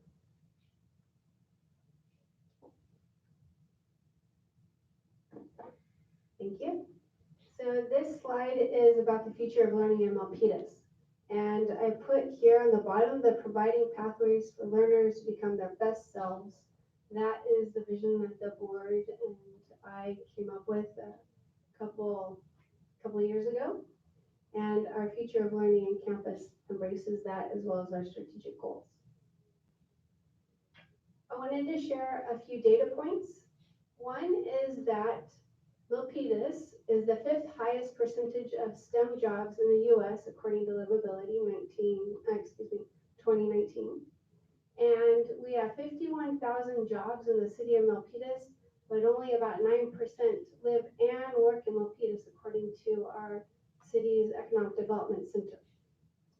So if you think about that and all of the opportunities that we have in our own backyard, the big question is, why are we not trying to develop the workforce here in our city with our students who are phenomenal so that we can double that percentage of people who live and work in Milpitas to at least 15%. And when you consider the top employers of Milpitas, who are all listed here, there is a great variety of opportunity that our students can invest in for a pathway. And these employers, we've done some work with some of them already, such as Cisco, KLA, Flex, View, and SanDisk at one point in time as well. All of these employers would be very interested, I think, in our Air Learning Innovation Campus, where we have learners from high school through adult who could be employed at these companies. And because they would be interested in it, I believe, and I know after talking to a couple of them, as well as our partners at San Jose City College, that they would be very interested in some sort of partnership at our Air Learning Innovation Campus. As we also think about what is it for learning in Milpitas that we're focusing on with our students, we need to remember and keep in mind these top career skills for 2030 that Forbes magazine has cited, and that also coincide with the World Organization. And we've known that a few years back it was create the 4 C's: creativity, critical thinking, collaboration, communication. Notice that creativity is still there, but emotional intelligence is now one that they're looking for. Analytical thinking, active learning and growth mindset. And we heard Paula Hoy speaking about mindset and meditation at Rancho. Also judgment and decision making. Ask yourselves why. Why would those now be the top skills that our employers are looking for? Why is it that KLA wants to invest in us for the future of its employers to the tune of $65,000 that they're paying to Facing History and Ourselves in order to help us develop an ethnic studies program? Why? Because KLA is interested in somehow helping their workforce learn to be more connected, interconnected, empathetic towards the people that they work with and work for. And speaking with one of the managers at Flex, he shared with us that an issue that they have with their workforce is that they don't quite always know how to interrelate with each other. Their emotional intelligence isn't quite where they need it to be. So that's why some of these top career skills are what they are. And also, if you just think about if you have children, how much time, heck, if you have children, if you look at ourselves, how much time do we sit there with our phone in our hand talking to it instead of to the person down the hall or the person just across the desk from us.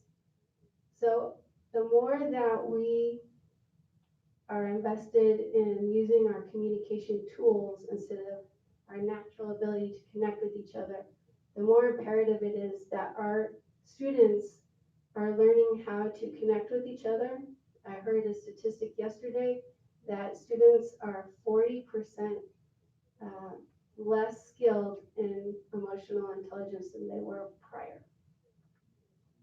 Analytical thinking, that's important because as we see that with artificial intelligence and with what can be done to manipulate what we see so that it can appear that we might be listening to somebody saying something, and really what we're looking at is a person whose image was used, whose voice was used, but whose words are not really what we're seeing. It's important for our learners to be able to be analytical in understanding what they're hearing and seeing.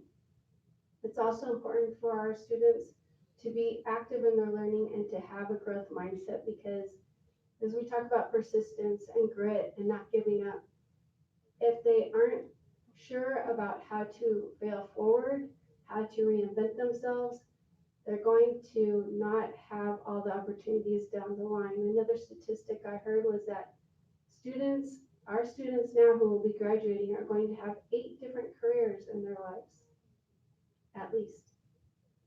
It's important for them to learn how to pivot and how to find out, I'm not going to say reinvent themselves, but how to find out on a deeper level who they are and what their capacity is.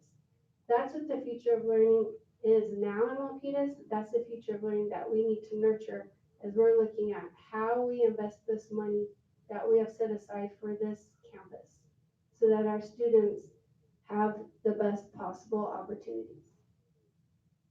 We have to get out of the idea of the factory mindset. It's not just about diplomas. It's not just about degrees. What's happening now are certifications and micro-credentials, something called badges. I don't keep them on my signature on my email, but I've seen them on others. Blockchain verification, we know that that's something that kind of started out with Bitcoin, but it's actually now being used for people to verify their skills and their experiences that employers can look at. Also, we know about online and inline person learning, and we are ramping up and experiencing that in real time now with the pandemic that is before us. We also have students who are involved in dual enrollment, and with high school learners, community college learners, and corporate professionals, this is a center where we can get partnerships with these employers, with San Jose City College, with other future employers to invest. So when we go back to this, what I ask you to do is to give us direction. But I don't want you to give us direction just based on cost. I want you to give us direction with vision. If you feel that this Gen 7 is going to get us what we need, awesome. If you feel that Folia is going to get us what we need, but you're hesitant because you're not sure about this 20 million that's out of budget, think big. Think about how we go differently to try and bring in money. We work with those partners, we work with grants, we get them to help us make up the difference. So that's what I ask you now as you look at these options and have a discussion and ask Travis questions. You can ask me too. I want you to not limit your thinking because of the dollars.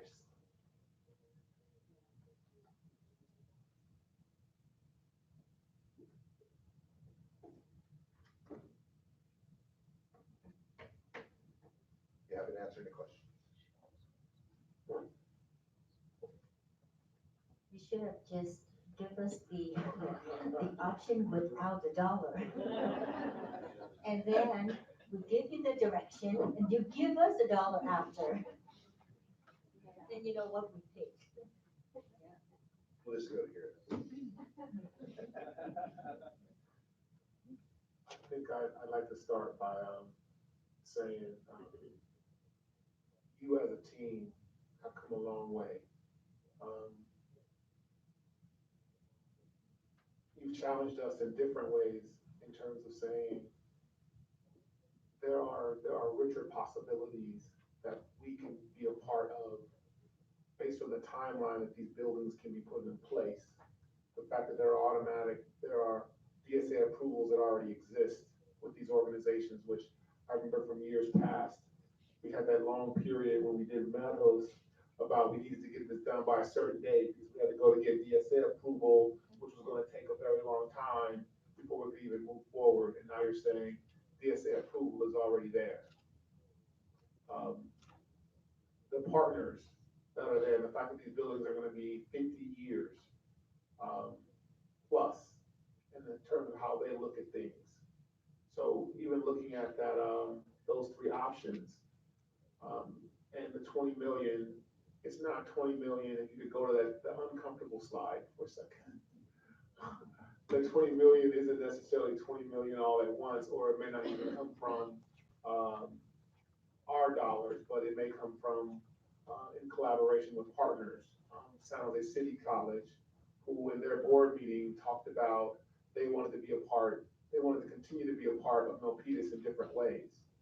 So I would ask you, my first question would be, what would be the significant advantage over option 2 versus option 1? I'll refer back to the slide that maybe really kind of tells a story of the difference between the building. You see, that's a folia. That's a much beefier building. It's a much beefier building. If you go back to the Gen 7 installation, good building. Oops. But you see the steel is the outline of the frame. The steel is underneath. You have the pan decking and the concrete. It's a good building. When you're looking at this much steel for that classroom versus this hurricane building here. So there's a substantial difference in the amount of steel in there and how it's configured. So would I say that one lasts infinitely longer than the other to have that? I don't know, but you can tell by looking at those slides. One's quite a bit easier than the other. So option 1 to option 2, that's the biggest point of reference. They're both configurable. They both can be used for the purpose that we need. The company, I'm very familiar with this company that installs these. Block Construction does a very good job. This is a very well thought out building. And I haven't met anyone who's had one installed that was unhappy with it. So you're somewhat saying seasonal durability. Would that be somewhat accurate? I'm saying overall durability. This is a much beefier building right here. This is I think they both do the job, but I think you can tell by looking at that, you got a lot of steel there. You have a lot of really high quality building there. So if you said, well, which one lasts longer? Folia is definitely going to last longer, but I think the Gen 7 is going to last you 40, 50 years for sure. It's the same elements, they're just pieced together differently.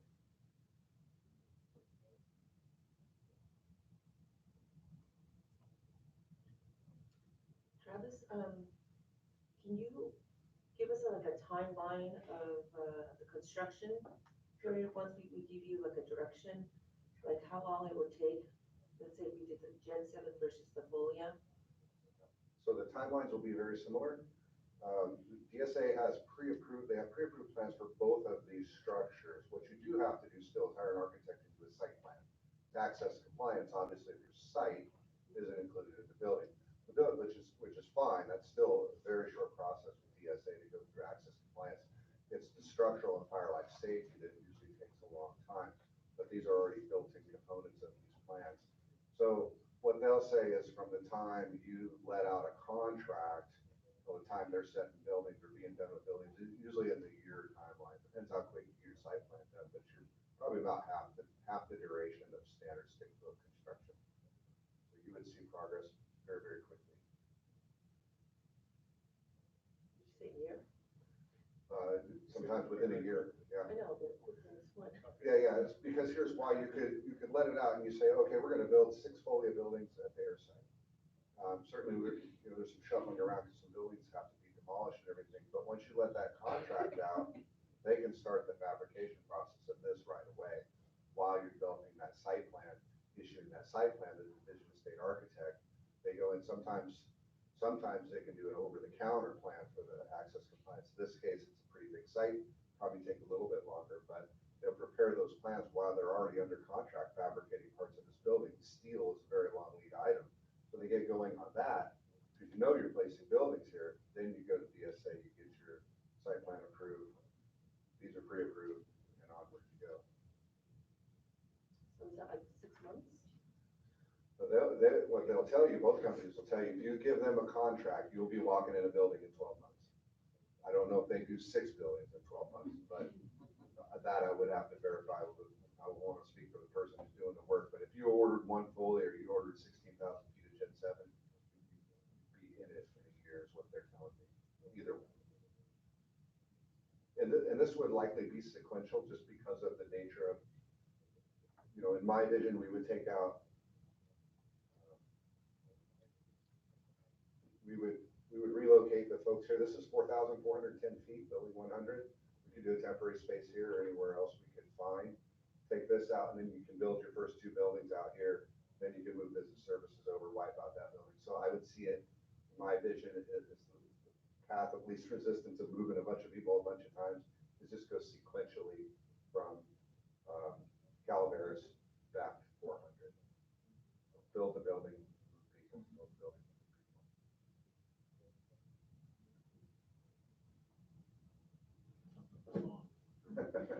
Well, you don't want to hear me sing, it's not good. So this question is not for you, Travis, it's for superintendent. I know you said not to worry about the dollar amount. I know what I like, because after the tour, what I would pick if money is not an object. But option 2, the folia, I know the original budget was for 66.8 million, and this is going to be 86.85. We are over about 20 million.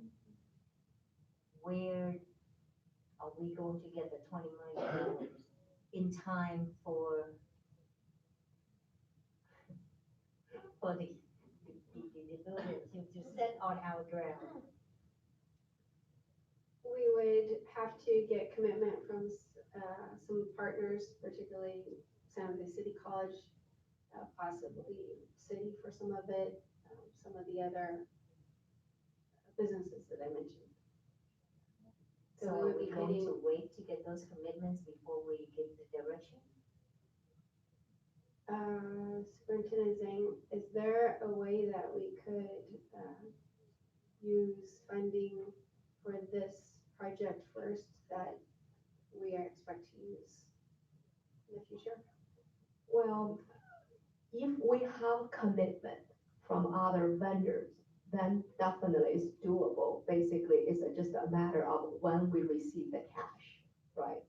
So that means our total bond is 284 million, so we can use the cash from other project, or we can issue some, right now we only issued 75 million. So we can issue more bond just to fund the project with the condition that we know the city college going to give us a 10 million, or we're going to get 10 million from the state, so on and so forth. Then definitely there's really no problem. There's another possibility we can do is if we decided to go with the folia, and then turns out we probably have money right now, we can build 5 buildings instead of 6 buildings. So then maybe we do 5 first, and then we work the last building when we get money. So there are a couple ways we can work it out, but definitely, but I do appreciate your question. Thank you. You do not want one complex with 5 folia and then 2 Gen 7 in there. So make sure we get a commitment. Yeah. If we're going to go with the folia. And also, I'm actually curious, we had a tour, we invited the representatives from the district office and also from adult ed, Cal Hills, and also a couple board members. Yes, so I'm curious after the tour, because you guys toured each school district, they have a different buildings. So I'm curious, what is the result from the tour, from that committee?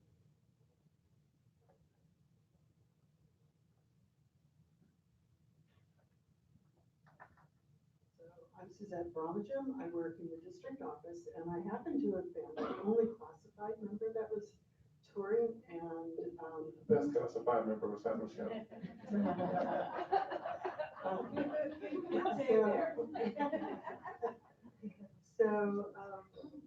I liked both buildings. There were advantages to both. I think the thing I really liked about the Gen 7 was the skylights. It sounds silly, but it was totally awesome. You could turn the lights off, you could open the skylights, and you did not need, probably except for if you did something in the evening or a very dark day, you didn't need the lights. They were very energy efficient.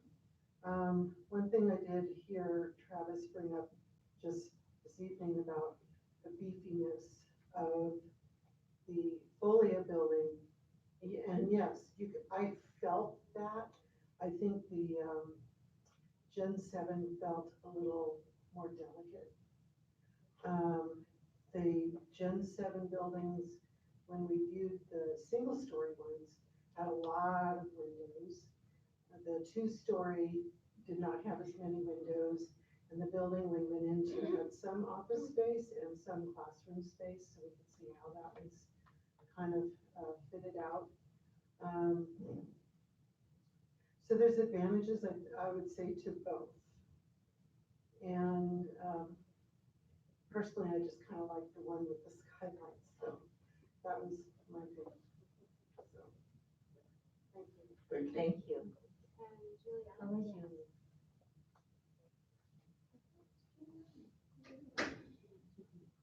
Good evening, Juliana from Milpitas Adulthood. I was actually very happy that I was able to join the team on that day and get a time to share with Travis and the rest of my colleagues. And I like the two buildings. I did like the models. I did like the flexibility and the multi-purpose use that could be used for in any of both. I do agree with Suzette that the one that was sturdier, when you went on the second floor, you could walk and you didn't feel that the whole floor was shaking. And they did explain to us the why, that it was a much more solid layer on the second floor. But what attracted me the most from the Gen 7 was the light, the distribution of the light, and the ability to multi-purpose any of the areas. And I'm very excited because I know that Carl was not there on that day. However, I was viewing my the adult deck next to Carl Hills and looking at the possibilities of the two schools joined together in this effort. Thank you, Shirley. So Travis, now that we have the two, Gen 7 and Folia, Gen 7 has more light with the solar panels on. Can that be done too with the Folia? It's a possibility they could put solar tubes in there. They typically use metal roofing on that. It's a little bit more on the flashing, but I would imagine if we asked them, that'd be something they could accommodate. I'm certain if we purchased 600 buildings, they would accommodate that request. And I think that structurally could do it. It wouldn't impact their pre-approved drawings or anything like that. It'd just be a matter of putting the hole in and flashing it out and putting the solar tube in. At no additional cost. I'm gonna tell them there's no additional cost. Okay.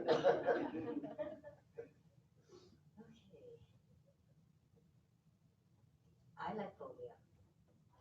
And if the solar tubes can be in the Folia, I know that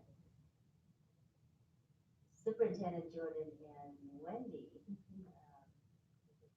will have to work hard to get commitments from City College and other vendors or, to be partners, then that would be an ideal building for our district. I agree with Suzette and Juliana, but then they both like more lights, more solar tubes from the Gen 7. If you can have that on the folio, then I'm sure they'll go with the folio as well. I think about the air innovation center campus in obviously a similar way. The superintendent explained with a couple of caveats. The opportunity for these facilities to be revenue generators in some way. Right now, in public education or in Milpitas Unified School District, we have a couple of properties that we have lease revenue from. But it seems like if we're going to be able to go 2 stories up in comparison to the way that these buildings are, or comparison to what we have now, it seems like we're going to have additional space or the opportunity to add other things to this campus that could benefit our students, but also generate revenue for the district. Have you had any thought on that?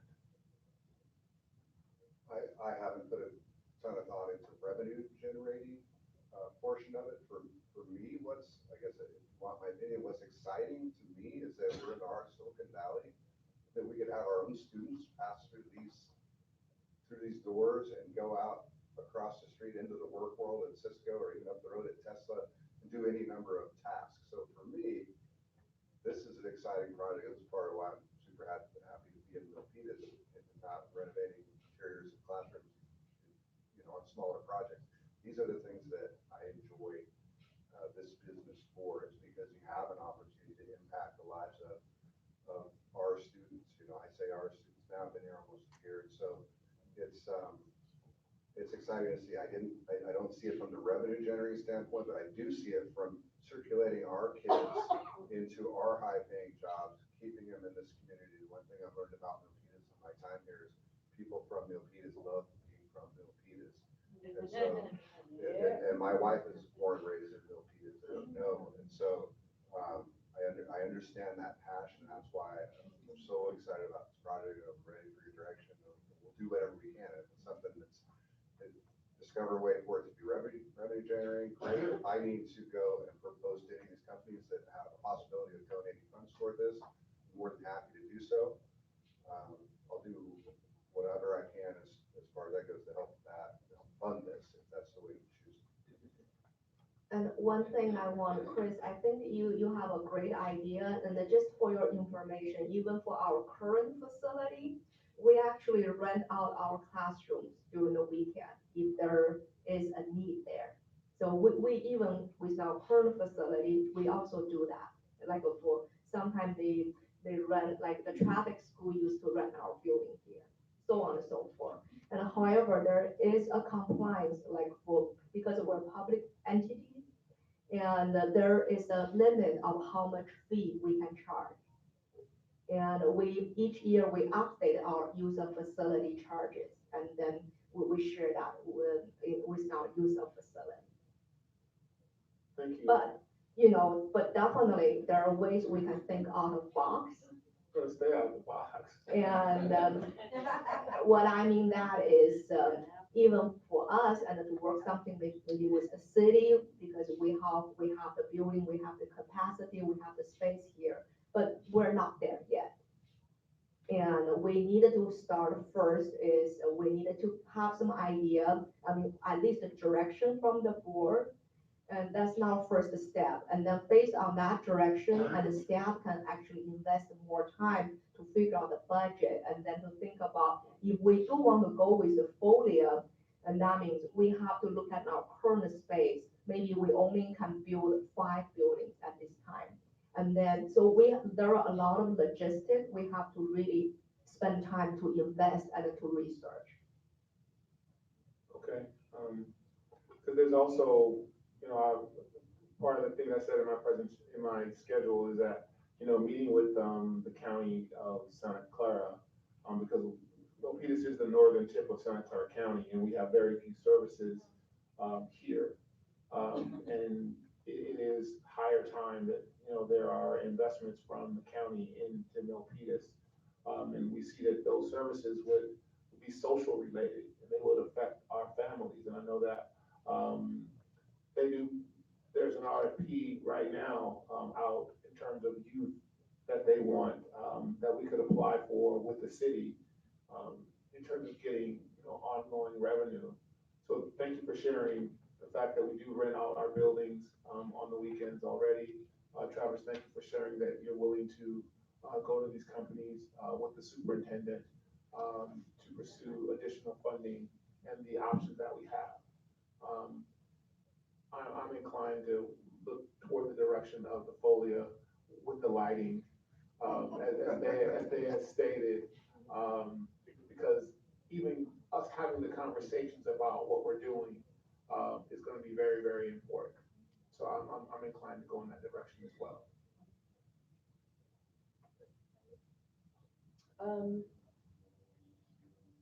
She's So- doing her calculations. No, you know, truly the folia, I thought it was more attractive, with the L-shaped design. And I think that the Gen 7 was more like squarish, rectangular, right? But I feel like 20 million is a lot of money. And perhaps we could, you know, we still can perhaps get, investors or, partnerships and, maybe get that money, still go with the Gen 7 and make the building or the site, more innovative, just adding more, or I don't know, make it a better design.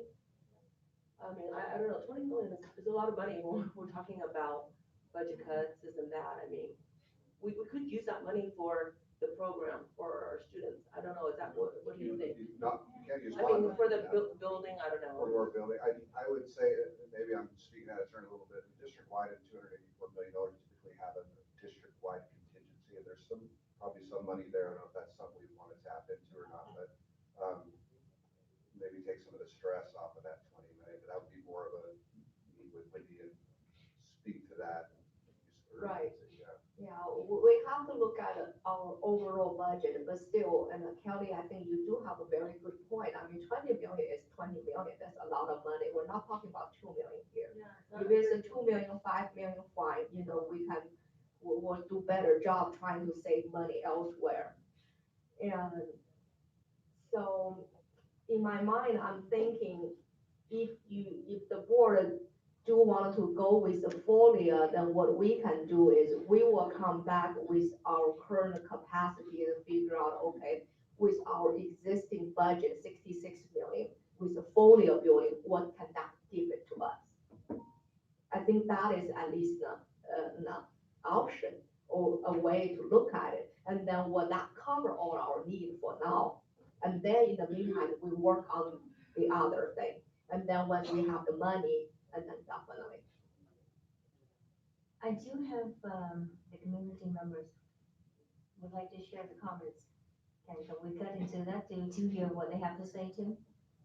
I'd like to just say one thing first, Okay. which is that I'll work with Travis and we'll put together a really sharp presentation, slides that we can then go and talk with partners about, so we can come back in a couple board meetings and share with you where we are in that work. Great.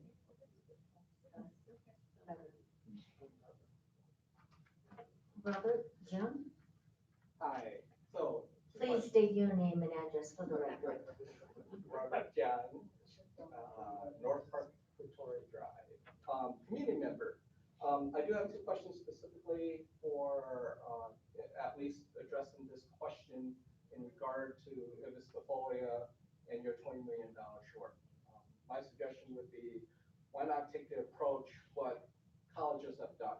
And colleges, what they do is they actually go out to companies and say, one of our big value add, if you want to call it, is really around STEM. STEM equals labs. So if we can go out and provide a story to our tech partners in Milpitas, or anywhere actually, it doesn't have to be in Milpitas, and say, look, we will name this lab for NVIDIA, and you pay us 5 million, right? Donate 5 million, not pay us. Donate 5 million, right? Or donate, let's go look at one of the more popular items, which are Media X labs. Go out to NVIDIA, go out to Google, go out to those guys and say, look, we're thinking of building a Media X lab for our students. Can you help us? And provide just a $3 million contribution, whatever it is, right? So you can actually go out to labs or go out to companies today and ask, would you pledge a certain amount of dollars to this particular concept? And I would challenge the superintendent to, from a board perspective, challenge her to see if she can get enough pledges to make up your $20 million. If she can, problem solved, there's your folder, right? So that's one comment. Oh, okay, well, there you go. Now you got a holder to it. Oh, no. See, this is what I'm about. Easier said than done. I totally agree with you. Second item, can I have that last slide? No. Because I'm gonna go challenge her on the other topic. Last one. Yeah. Nope. Nope. That's the last one. No, the very last slide, first slide. Right, okay, well, fill it in. All right. That's okay. Which is fine. All right, so completely agree with everything what you have indicated here. My challenge or my question to you is, how do we tell our employers, how do we in Milpitas Unified get to these things? Because at the end of the day, if I'm a Cisco manager, which I have been, I would be asking, okay, I do need folks who are very, very good in analytical thinking or strong emotional intelligence. How are you, MUSD, can get those kids ready so that they, in a number of years, get to my labs and be able to work for me that has those particular skills? I'll tell you how we're doing it right now. All right, that's what I want to hear. We have, Mr. Cisco, we have a group called, I'll talk to you about two of them. One is our Digital Business Academy. It's a group of about 160 students. And some of those students have created their own companies already. One is Chloe Wing, who working with our robotics team, has taken some of those classmates and they've created a tutoring program all around robotics and computer language. And they're teaching students every Thursday. Now, Chloe had to have analytical skills in order to do this because when she first became a robotics club member, there were only about 20 club members and she was only one of two girls. She set out with the goal to increase those numbers and increase the numbers of girls. They now have over 100 people in that robotics, and it goes down to elementary school because this young lady and her colleagues, working through the Digital Business Academy, they learned how to create partnerships with people, they learned how to create business propositions, and they went after it. So we're doing it right now. That's one. There's two other pieces. One, we also have the Next Flex project, which. Another one is our Next Flex project, which we were a second pilot district.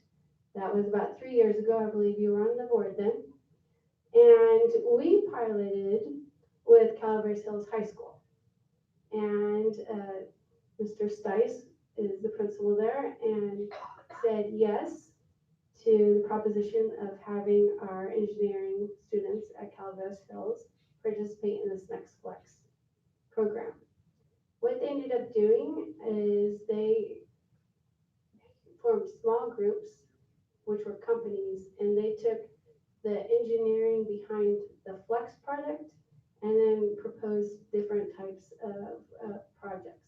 One young lady who wants to become her own business owner for cosmetics, her group developed something with the Flex product called All's Eyes or All's Glass, with the concept that the glass would be used in glasses so that the person with Alzheimer's, as they forget people's names, I could use that now, they would see facial recognition and it would let the person know who that is. It would also send data to medical personnel about that person's situation. Yes, and that young lady developed personal and interpersonal communication skills. She came to city council and presented. She presented here in front of the board, and she also presented at NextFlex. So fast forward 3 years since then, and we have a partnership with Emory Community College, NextFlex, and the city, so that they fund this program, because now it costs dollars, but we're not paying. We have other people who are paying. And we have, I believe it's 40 students currently working on the same concept. So they have to have analytical thinking skills to take apart whatever it is that the company that's sponsoring at the moment, whatever their engineering product is, so they can think about how to apply it with a different idea. And they have to have creativity, and they have to have the growth mindset that they're not going to give up, and also decision making and judgment about the product that they're going to pitch. So we're doing it now. And with the Air Innovation Campus, we'll have more of the tools that we need in order to explore different careers. But see, those are the pictures that you got to go out to our tech friend. Yeah, I'm demonstrating to you. That's exactly what we're going to do. And I would, based on the commitment from the superintendent and Travis, I would support your efforts as well in looking to raise those funds. 3 years ago, we did a pilot program, we did a summer camp program at Cisco for 30 minority students. And this upcoming summer, 5 of those students are going to be interning at Cisco from that program. So there is already this strategy behind how we've started to nurture these relationships that we've nourished over the years, or we've cultivated over the years. Short while ago, San Jose State, which is now one of the leading universities when it comes to computer science in the United States, they have an initiative around innovation and working with high school students and admissions and employment, because they're being highly recruited through that space. So I would pledge my support in terms of going for looking to see it over the next 90 days or the next 120 days, how many pledges that we can come up with. And that will give us some sort of indication of the feasibility of the FOLIA project, inclusive of what Wendy has referred to in the configuration. Because if it is 5 buildings, and then we have to do the 6th building, or the 5 buildings will actually fit the need that we have. But we don't know that as of yet. But based on what I've heard today in this presentation, I'm willing to put some skin in the game on it as well.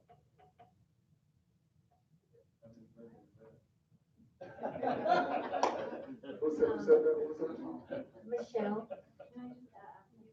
Yes. can you come to the podium, Michelle?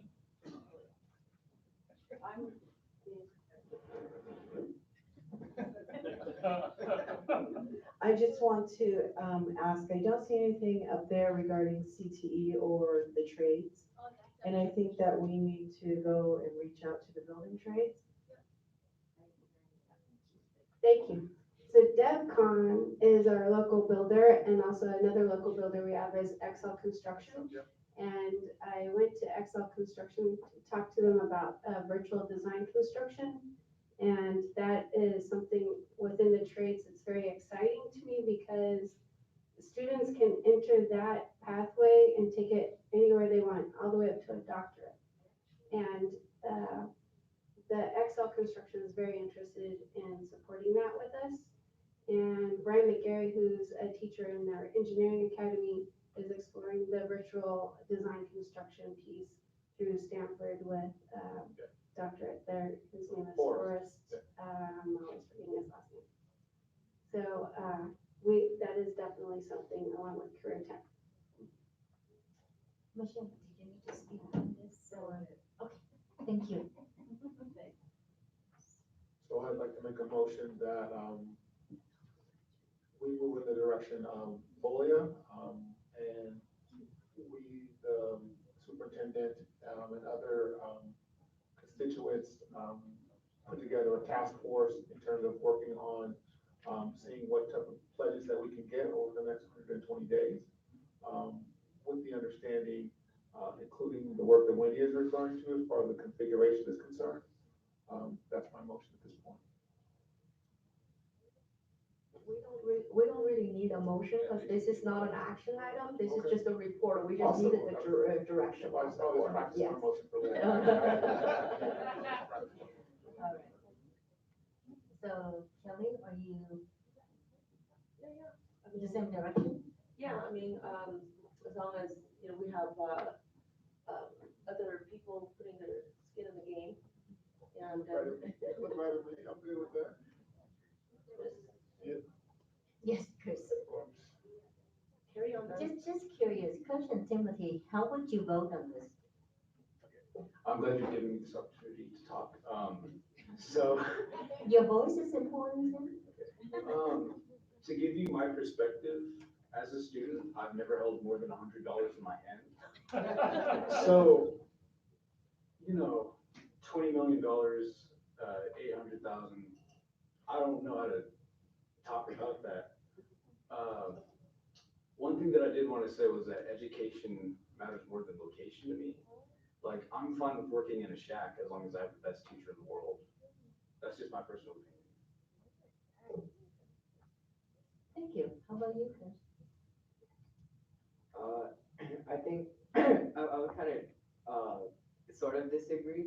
I would kind of say environment matters in a sense that if you're working in an environment that's not like so well built, then that might remove some motivation from you. It's just personal opinion, but I think I would go with the second option for the building options because although it could be expensive, I think we could come up with the funds for that, and it just also looked a lot more appealing with like the space and the especially with the lab and hands-on spaces that it has, and I think it would actually provide more of an opportunity versus the other one. Just my opinion. Thank you. It is. Thank you both. All right. So you have the direction. Mine is, I told you earlier. FOLIA. FOLIA with solar With tubes, skylight. solar tubes. That's a We deal have to breaker. mix Suzette and That's a Juliana. deal breaker for block. Very surprised. Okay, we'll get moving on. All right. Thank you very much. Thank you. Okay, moving on to action item 17. Select candidates on CSBA delegate example.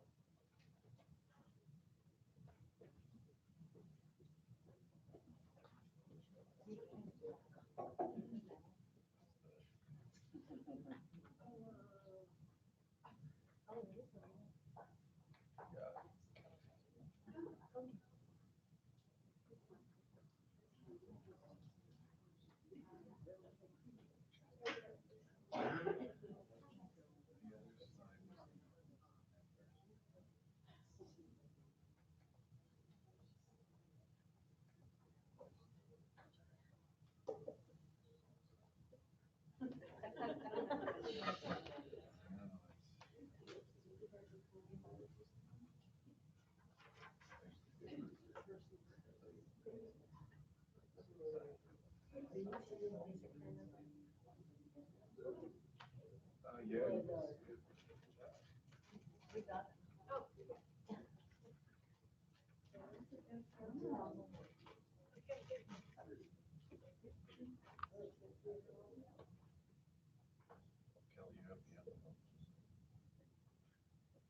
So for the record, the board has selected Melissa Van Gaswell, Marina Chavez, Jody Muirhead, and Mary Patterson from Palo Alto, East Side, Santa Clara, and Morgan Hill. So this is an action item. Motion to approve the candidates that we selected for the CSBA delegate. Simply. Is there a second? I second. All in favor? Aye. Any opposed? No? All right, motion carries.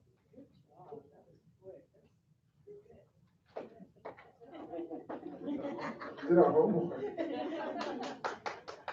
All right, 17B, resolution 2020.1 to close building fund 211.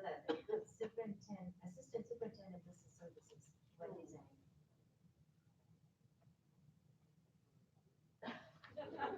Oh, she's not here, I'm sorry. Do you want me to open the resolution?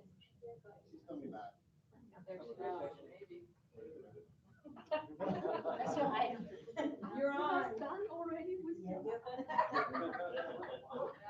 So what are you saying? I thought we were gonna be a long time. Wow. Okay, oh, so this is to close building fund 211, and so just for the record, and to close, that means we don't have access to this fund. That means no one can do a transaction to record a journal entry, because we used to, we use a fund 211 for Measure E, the old bond, and since the bond project has been completed, everything is done, and we don't want to have any access, and sometimes by accident, if we keep the fund open. But we can still run report, we can still access to the data by review or running report. It's just we cannot to post any transactions. So to close this fund, actually to prevent any future like clerical mistakes or mistaken access to the account. So that's the whole purpose. We like to close this fund. Okay, and just to confirm that the balance is zero. Oh, yes, definitely, yes.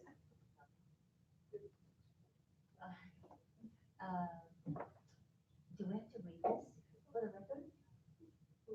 No? It's up to Okay, you. is there a motion to, I motion that we close building funds 211. second? Second. All in favor? Aye. Any opposed? Motion carried. Fund 211 is closed. Okay. Okay, good, thank you. Thank you. All right, C, adopt the 2019 to 2020 Mhm. second interim report.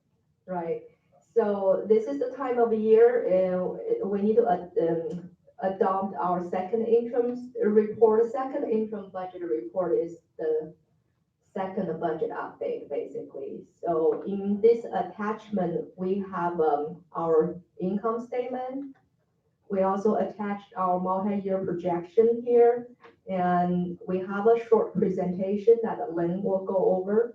And then we also have the SACS report. That is the standard accounting report that required by the state. And so we have also a reference document here for you to refer to, and then we will just go through our presentation then. Good evening, board members. Okay. So our strategic goal is number 2, which is improve communication system for all our stakeholders.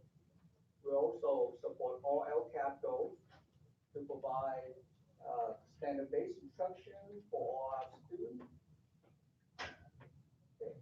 The purpose of this presentation is for us to ask the board to adopt the second interim and submit the positive certification to the county office of ed.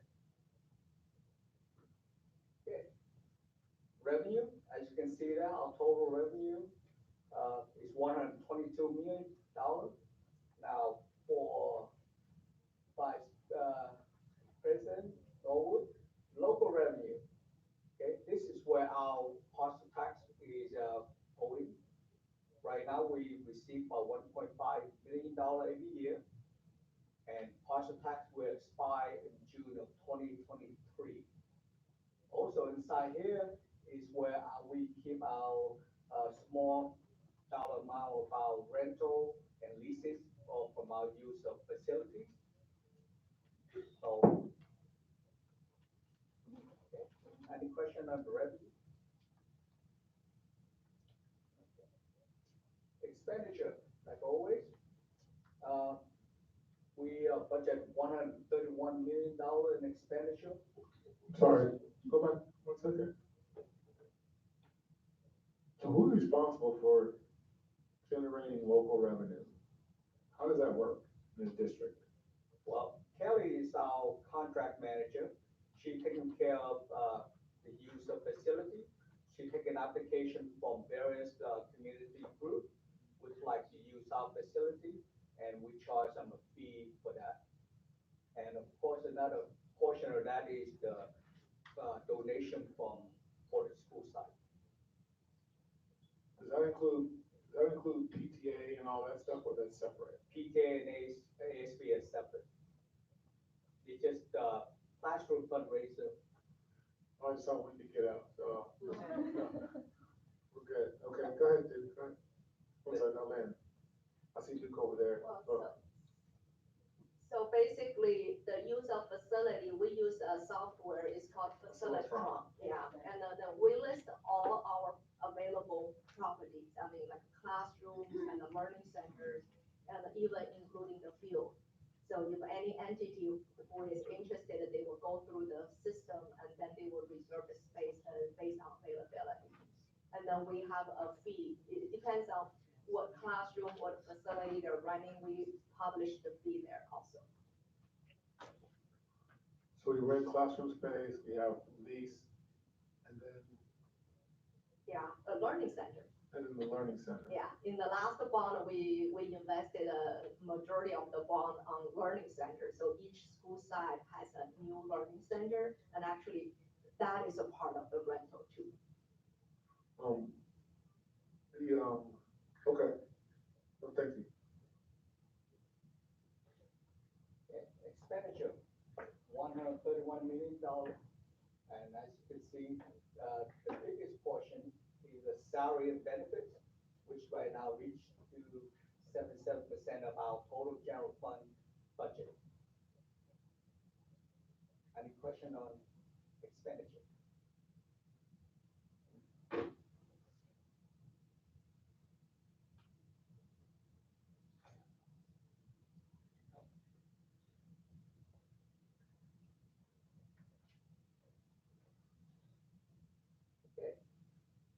This is a recap of the governor proposed budget for 2021. The different thing from the last time is this, the new special ed base formula. The formula is a little bit convoluted because the state will give the money to the CELPA in our county, and from the CELPA, they would pass through some of the dollar amount to us. So we estimated we get approximately $500,000, maybe more, depending on how the formula work out between all the CELPA. Okay. Everything else pretty much remain the same. So when you say approximately, you can give us a range on that? Approximately, is it like approximately between 500,000 and 700,000, or is it 300,000 to 700,000? That's how you come with the 500. Is that the medium in terms of your approximation? 500,000 is very conservative, so I would say that would be our lower range. So if we get lucky, the formula work out in our favor, we might get more. So, just to clarify this, and then you probably see the publications from CASPO or AXA. This new funding, the base formula, the governor is going to increase up to $660 per ADA. Right now, our funding is at 537. So in reality means, okay, this could be $100 per ADA more for us. But, so that could generate about maybe $1 million up to, so that could be the maximum amount we will receive. However, because of the complexity of our cell hub within the Santa Clara County, and there was a MOU between the cell hubs how to distribute the money. So that's at a county level. And even within our own cell hub, we have about over 10 school districts. We have our own formula. And our formula is not based on the formula that this governor proposed here. Our formula is a combination of our own ADA plus the number of special ed students, and we average out. And we're going to have a meetings and to figure out how we wanted to do as our self to distribute money. So that's why right now we only budgeted $500,000. We think for sure we're going to get $500,000, and based on this proposal, so that's where we are now. On the next line down for the preschoolers with disabilities one time. So the 4,570 per ADA, that's the set amount that the governor has proposed? Yes. Okay. For next year. But also we want to point out that actually he provided this money this year also. This year the funding was over 9,000. So next year this was kind of like half of what we get this year. And but even this year he also said it's a one-time money, and then he continued that funding next year, but still it said one time. I think he meant one time in a year. We hope. Okay, any other questions on this slide?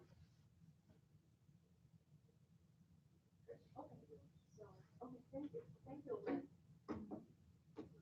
So here are the factors that we use to calculate our LCFF projection. And attendance, ADA, and the cost of living and adjustment COLA are the two major factors.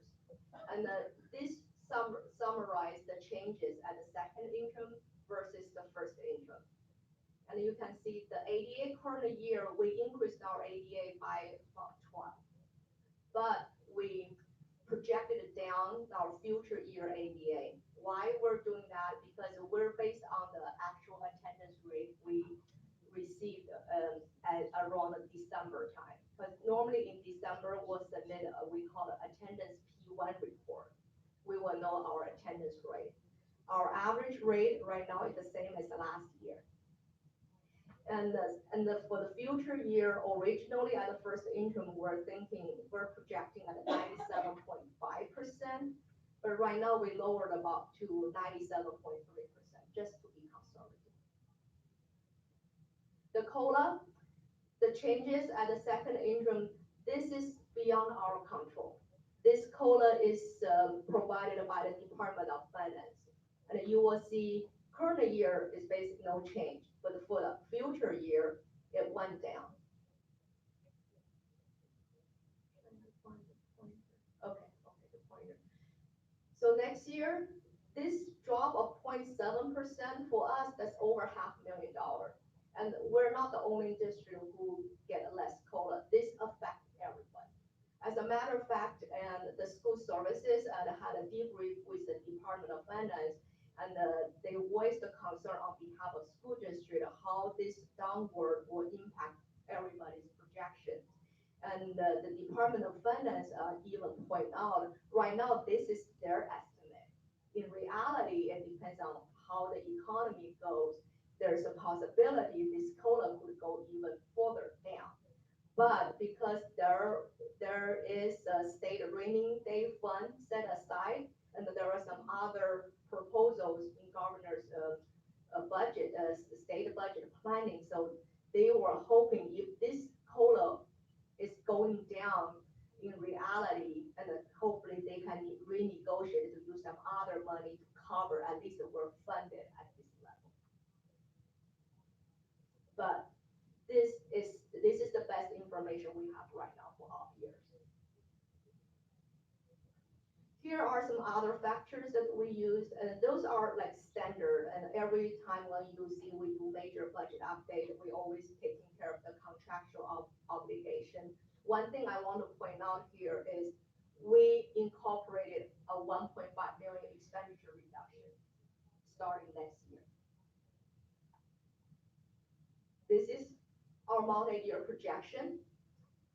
The second income, here we are, 1920, we're in this column, and the next year is 2021.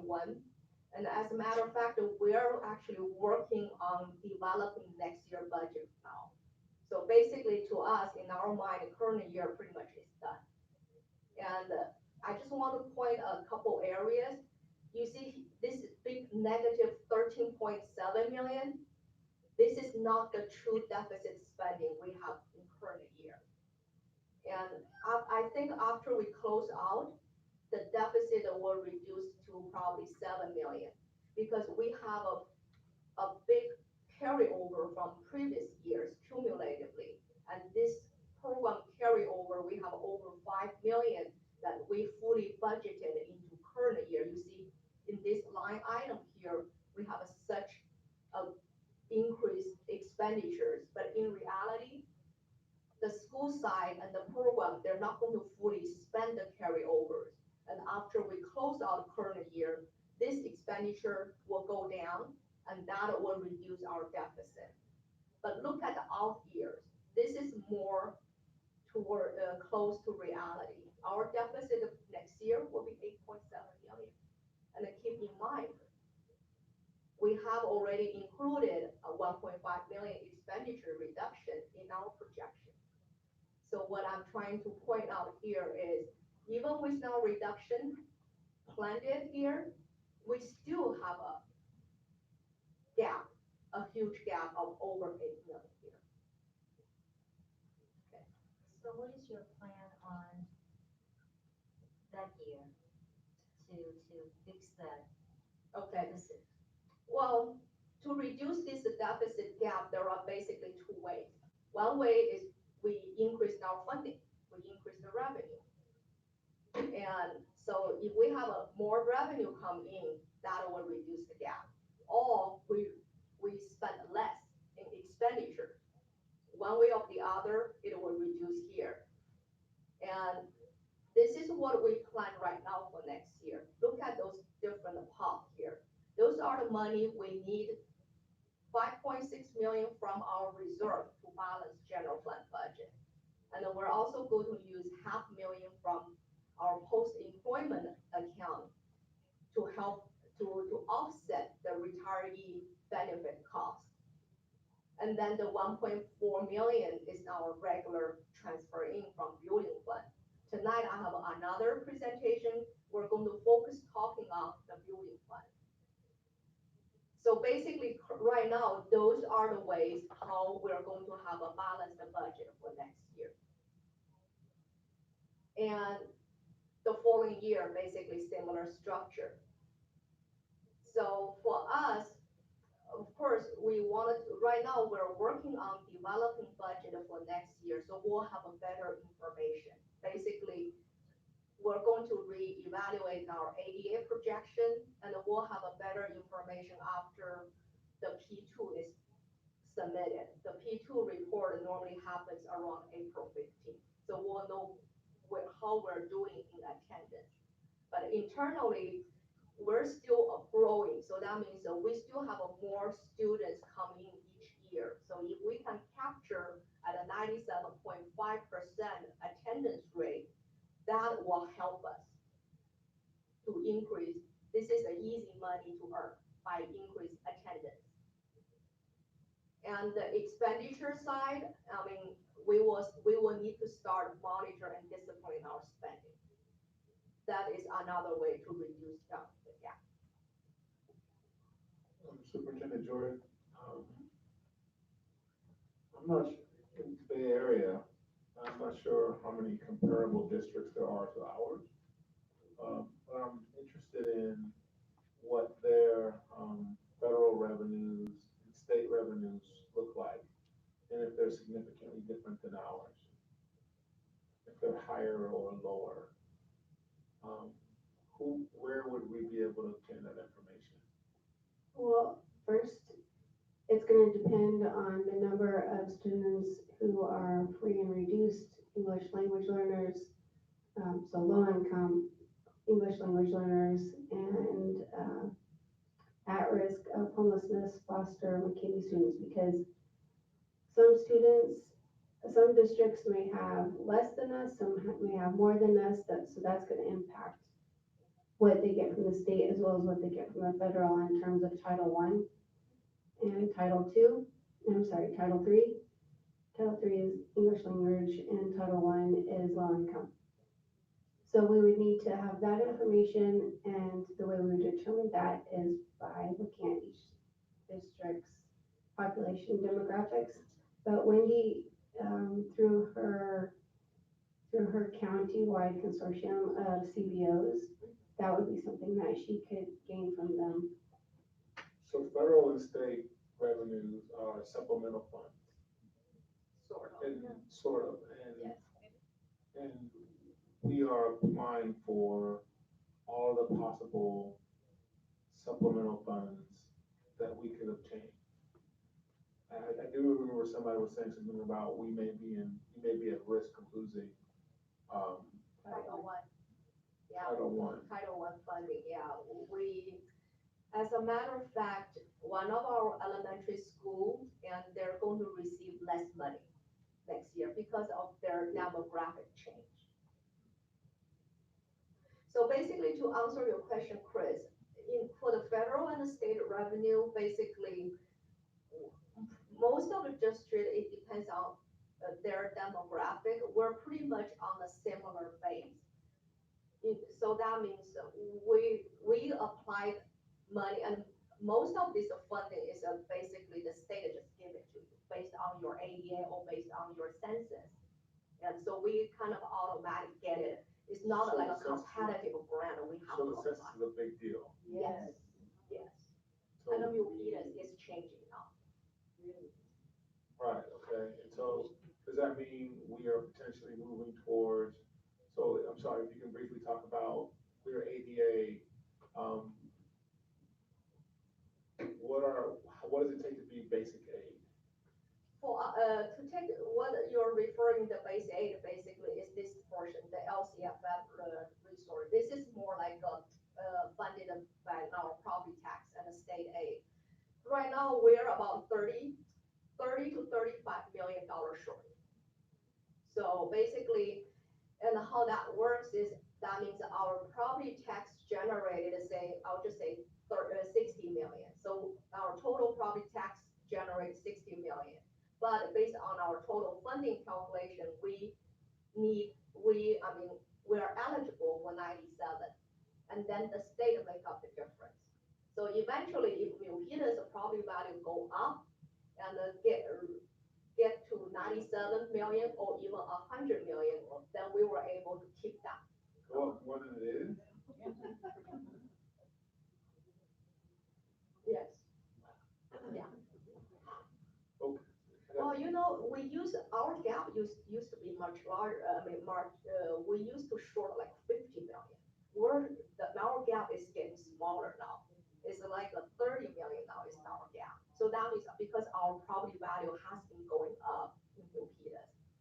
So if our residency, because we're approximately around 70,000, if our residency goes up another 10 to 15,000, that 30 million may be a reality. Possible. Thank But you. again, of course, our funding go up every year too. But I'm sure your gap will get smaller and smaller. No, agreed, Yes. understood, thank you. Yes. It just gets a little tough, looking at this every year and not knowing where we can get other dollars to make this happen.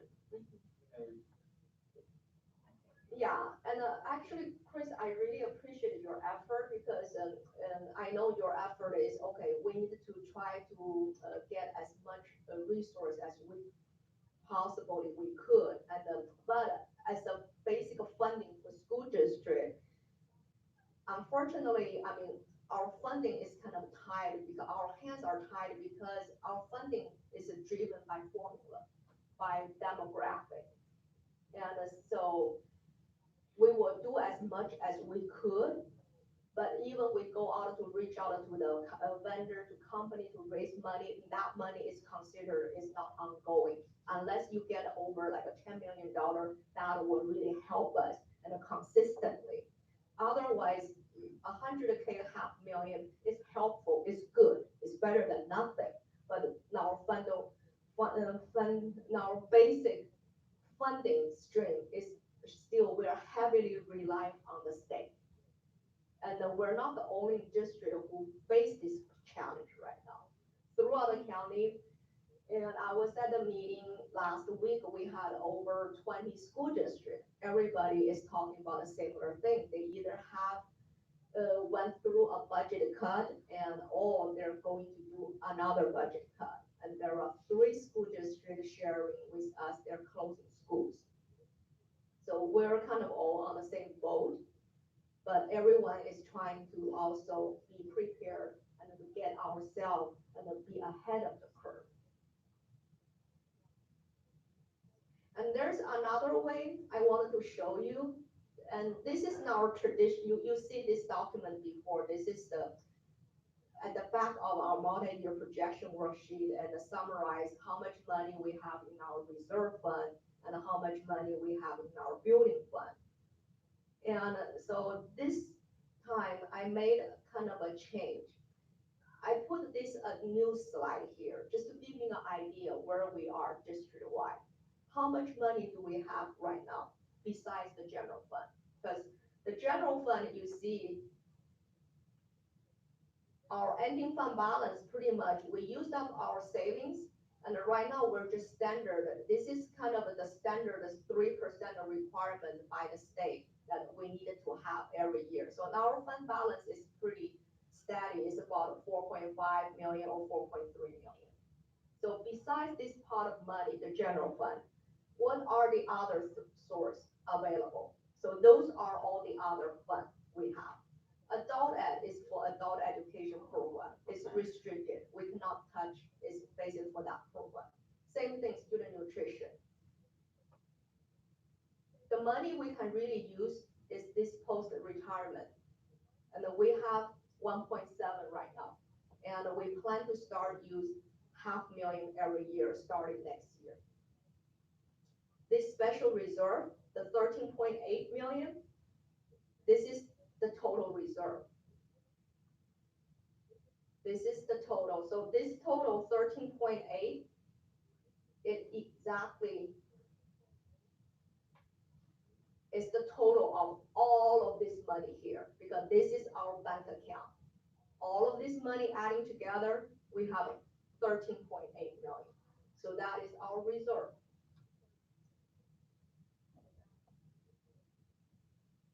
And the next part is building fund. Right now, we have 16.7 million. So altogether, this 3 pot of money here, that roughly we have about 30 million. That's all the money we have right now. And we can use and we can spend. But building fund, of course, by its title, we're supposed to spend on building related activities. So tonight I have a separate presentation and I want to talk more in detail on building fund. But pretty much this is all we have. And the purpose I wanted to share this slide with you and the public, and so we all know exactly where we are right now. And starting next year, we're going to start using $500,000 from here, and we're going to use another 5 million based on our projection to balance the budget. And then every year we transfer 1.4 million from here to help out. So that's kind of a combination how we use the 3 pockets to balance our budget. Okay.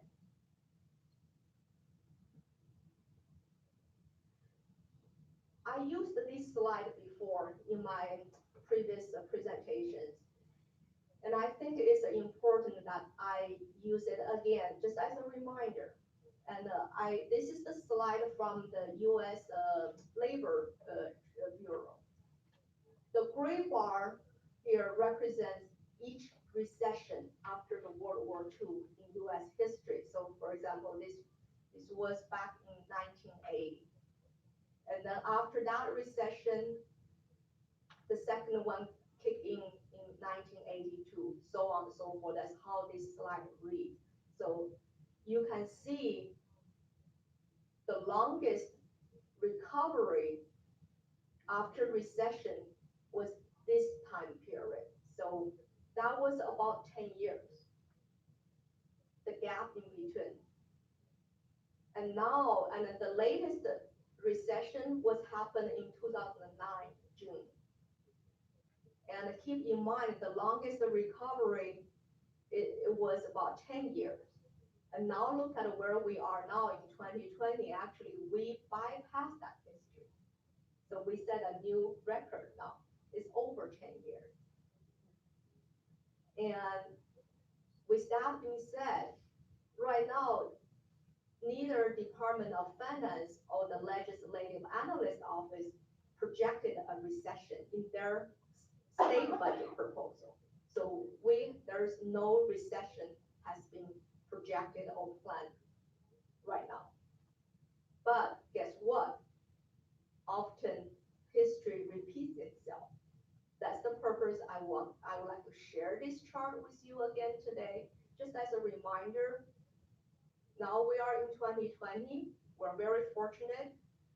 The US economy has been doing so well this past 11 years. But guess what? Getting to the point with the virus and everything going on right now, there is a very likely opportunity or potential opportunity. The recession will come probably sooner than we thought. So we need to prepare ourselves for that. So I'll end our presentation here just now,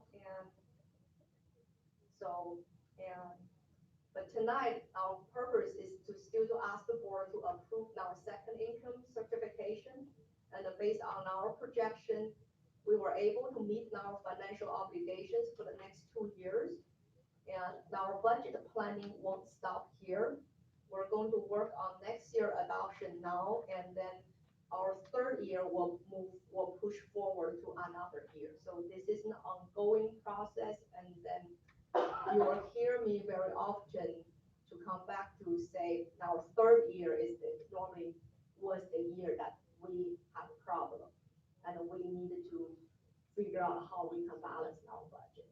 So that trend is still not changed, it's consistent this past 3-4 years. Okay, so any questions?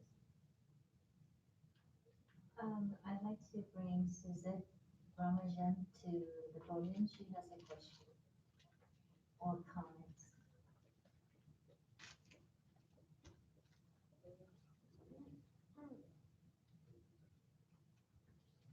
Suzette Ramajan, I'm a staff member of the district office. And my question is, I'm looking at the multi-year projections and the various items that are listed. And one of the things that kind of jumped out at me is, even though we have step and column improvements each year, there's one that states salary schedule improvements are not included. So as you may or may not know, CSEA is in the process of a reclassification process where we have been reviewing all the job classifications of the staff because they were way out of date and job tasks, duties, and requirements have been changing. Part of that process is also comparing our salary, our compensation to other districts because we always want to be at the forefront. We want to attract and retain our good employees. So my question is, when it states salary schedule improvements are not included, where does the possibility of a reclass, which may have a financial impact, where does that fit in the future plan? Wendy. I'm trying to find a point. Okay. Okay. So what what we said here, no salary improvement, basically, we're saying no salary raises is projected. So we're not, this is a step, like a practice for us when we do budget development. We normally do not project or include a salary raises in our projection. And so your question is basically for reclassification. The cost of reclassification honestly has to either come from the savings of our current year expenditure. If we're doing really well, we can save some money, will be coming from there. Or there will be additional money need to be transferred from our reserves in order to cover that. I would add to that, I think working together and with CSEA and HR down there, I think that we can come up with a way, an alternative way as well to achieve some sort of a compromise. Okay, thank you. Thank you, Suzanne.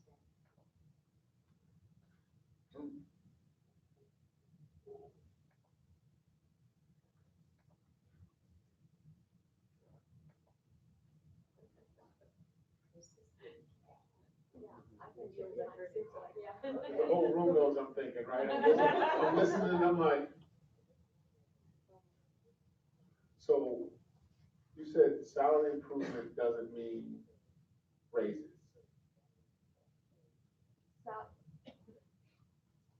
Salary improvement means raises. Okay, but that's not step and column. No, it's not. Step column, the first of it is about 1.5 million, because that is a contractual obligation that, no, doesn't matter, if we have a negotiation or not, or are we going to have a raise or not. Automatically by contract, the employees who are not at the highest salary placement, they will automatically receive a step increase July 1 each year. So that we have to include. It's a part of our obligations, basically. But the salary raise is up to negotiation. So it's not an obligation. Okay. Okay. So the cost management, we'll talk about that when we get to it. Okay, thank you. Can I say a clarification for something?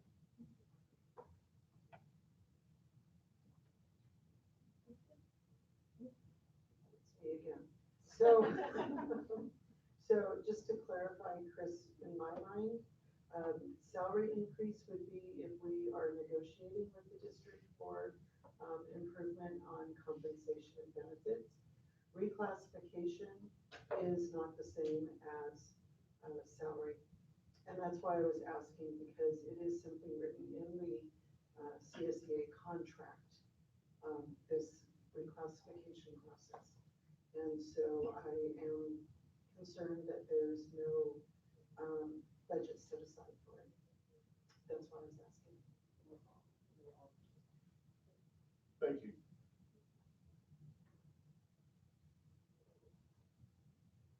Any more questions for Wendy? So that's not step, column, and longevity? That's not step, column, and longevity? No, that is not.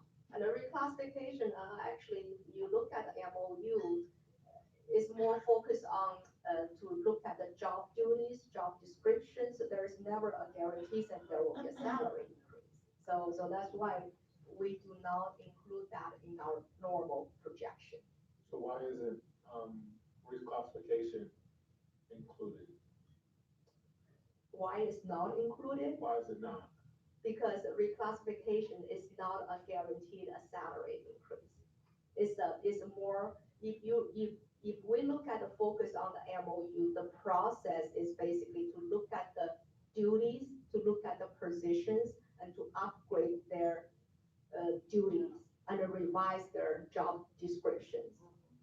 But there's a possibility, might be because you are going to increase your duty or revise your duties, and there might be involves a compensation. Can gonna ask Assistant Supervisor to. Sure. And it looks like Michelle's dying to get up there as well. So when we look at our reclassification of our employees, we do have to follow the contract and the process. And you look at their job descriptions and you want to make sure they're in alignment with what the duties that are currently happening. Some of these descriptions are 10, 12, 20 years old. I'll pass that down. And so that's, so what you're doing is, you're looking at those job descriptions. The reclassification would come into play is if, gosh, this position's not doing that work anymore. We need to reclassify and create a new job description for the work that needs to be done. And then, if that's the case, people feel, well, if that work needs to get done, should that come at a higher negotiated rate? But it's something that's, not anything that I think Wendy can predict because you have to go through the study. You're looking at all the positions and you're going there. And I hear what CSEA is saying is we'd like it if there was a pot of money just set aside for that. But because there's so much detail and information that goes into that, it makes it difficult to make that type of projection in our past practice here. And so what we look forward to is working with our association to see what we can do to be fair and to be mindful of our current budget affairs and what's happening. What was aligned is that we have this perfect storm. We have the decrease in revenue coming from the state of California and yet the need to want to do the very best we can for our employees.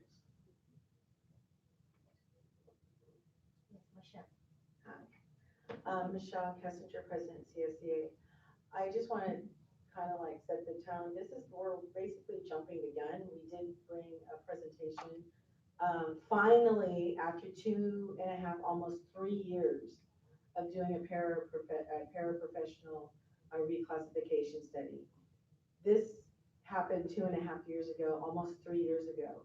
And what we did say to the superintendent and the ECAB was, why isn't money being set aside? We were not happy with the fact when, we started this 2.5 years ago, and knowing this was coming down the pipe, knowing that we've been working through this, to say there's no money set aside was very disheartening for all of us. It took the wind out of our sails for all the hard work that we've done, and I was having a hard time going back to tell our paraeducators, our paraprofessionals, who've been very patient about getting this done, that there may not be a reclassification based on what we have discovered. Now, Wendy had covered part of the logistics that we look within the contract. I would ask all of you to go back and look at that contract because it's very clear in what we're to look at. And it does say that a reclassification does not necessarily mean an increase in salary. However, our findings seem to be different, as well as Jonathan, and I think the ECAP saw the hard work and the dedication that we put into that reclass because we did our investigations. And I don't want to go on with my speech that I'm going to give you in a few months, but that's where our heart has been. Just like Suzette came and said, she's afraid that with this being brought forward, that there is no money being set aside for that reclassification that literally should be retro back 2.5 years. And Superintendent Cheryl Jordan is correct. There are ways that we can bring this forward, whether it's we have to negotiate how the implementation will take place. CSC is always willing to work on that together. But that's something we have to do with at the table. But I did want to make that clear tonight that this took place 2.5 years ago, and we do really feel that the money should have been set aside. We set it aside for other things. We knew this, whether or not it happened, at least we had a pot that Berryessa puts money aside every year for things like this, as well as for professional development, as well as for people who want to go to school. Why can't we? We want to be the forefront of technology, the forefront. Our school district wants to be in the front, not in the behind. So we're asking that the board think about that while they're voting on this recommendation. Thank you.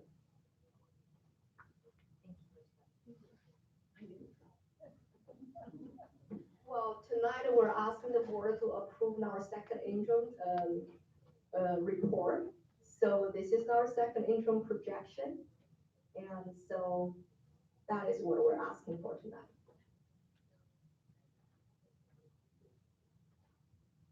Motion to, I'm sorry. go ahead.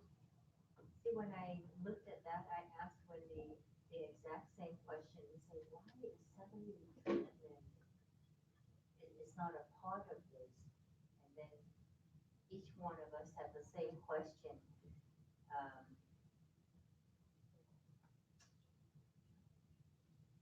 Should we, for the future, or the next interim, put that in there so that how are you going to change that so that, the district will not be so concerned of the problem? Well, let me share with you my experience, and I'm not saying my experience is the best experience, but I think it's a good practice. In these past 11 years, when we do our multi-year projection, we do not project a salary increase. And here's the reason why. Because salary increase is up to negotiation. And very often things change because our budget is heavily depends on the state revenue. And the good practice for us, and we have been working very well with both our bargaining unit, our teachers association, and also our CSEA association. What we do is we do our best with our projection because this projection covers all the obligations that we are obligated as a school district to have, and we include it. And then this and the others will be above and beyond. And then we'll decide when the time we know, okay, how much money we have on the table. And then we'll say, okay, this is the amount of money we think we can offer. And then how much that will worth, for a salary raise. And then for salary increase, and then one union could say, oh, I like to focus more on cover the health and welfare benefit. The other could say, oh, I like to focus on salary. So those is we can negotiate, we can talk about. And then at the time when we're ready to settle, and then we do another projection, we'll say, okay, with that settlement, how that will impact our multi-year projection. And if you recall, in the past few years, every time we go through that practice and exercise with the board, prior to the negotiation, I share our multi-year projection with you. And then I will say, okay, this is the maximum we can offer. And then we put option scenario 1, 2, 3, 4, and then we pick up one the best. And then that's how we go back to the table. That's how normally we work. This is a more, I think it's a better practice because we know what we have on the table. And then it's also being clear with both sides. And then so we have a good faith to bargain. Rather than, what if I just put a 2% here, oh, I put 1% here. That could be misleading because if I put 2% here, that will increase our expenditure much more. But that also sets expectation. That expectation could be maybe too low, could be low, or maybe too high. And that could be misleading too. And there's two other pieces to it also. If you were to put 2% in there, then that would mean that somewhere we're probably going to have to cut 2 additional percent. And I'm not positive on this statement, so I'd have to ask Jonathan to confirm. But I think that if we put 2% salary improvement as projected, I think in a sense we are beginning bargaining without sunshine, and that would be against the Brown Act. I think so, yes. And also against purple. Yeah. And I understand, thank you, I understand now, because reclassification, in terms of the process, and I do remember when you started and stopped and started, several years ago. I've been on the board since that process has started, and so, and it was painful. It was a lot of hard work in terms of coming up with the determinations, because you went from a number of different positions. I recall it was taking you away from other duties that you still had to do, so I remember all that as well. And so I remember that, and now I understand, because it was long overdue, what hadn't been done. Um, how you projected for it, or how you carved out space for it, was still to be determined, or even if you could, but based on what you're saying, um, it was, those types of things aren't included in this because they're not ongoing in the same way. So that I understand. So thank you, everyone, for sharing. Even though we probably heard this like 5 times, but it comes around and then all of a sudden it all comes back fresh. So we do need, and it sounds like there are some practices. So I guess here's what my final question would be on this particular thing. Is reclassification a continuous thing in terms of what we did this last several years, or is it done every couple of years? Can someone talk to me about that briefly? Sure. We signed an MOU, I don't know how many years ago, the first one that went for 3 years to look at different job classifications. And then we just renewed one this past year for the next 3 years. And then what we do is we designate different classifications, like 2 or 3 each year that we want to take on. The paraprofessional reclassification was supposed to have started, like Michelle said, she knows better than anybody how many years ago that was. And we did do some reclassifications in other positions the last couple of years. Our largest employee group in CSEA is our paraprofessionals. They encompass about 1/3 of our classified employees. 2/3. 2/3, sorry.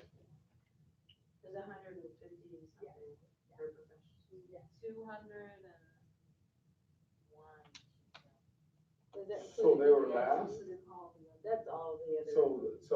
So they were the last group? No, so we started this in 14-15, originally started with the SNS, which wasn't in the MOU. We then, after, had that presentation, we negotiated in 15-16, to have a 3-year pilot program, that turned out to be, I think this is number 5 year. So what we did, to be quite honest, You're not being honest otherwise? I am, I'm being very honest, it's a lot of flipping work. And Is it not we worth were it? trying, we were trying to save the district money by doing it ourselves. And I think we took on a lot more than we knew what we were getting ourselves into. Yes, it's well worth it, because we've learned so much about our classified employees. But I'm not sure if we did it again, we'd do it the same way. Let's just put it that way. We took on a lot of classifications and then weren't able to finish them. So then now we're just doing the paras and the BITs and the career tech. There's over 200 members that we've looked at that in these classifications, that we met with, that we've observed. We've done all this, but it's now extended out for another 2 years. Okay. So we did that in the last go around, 18-19. Thank you.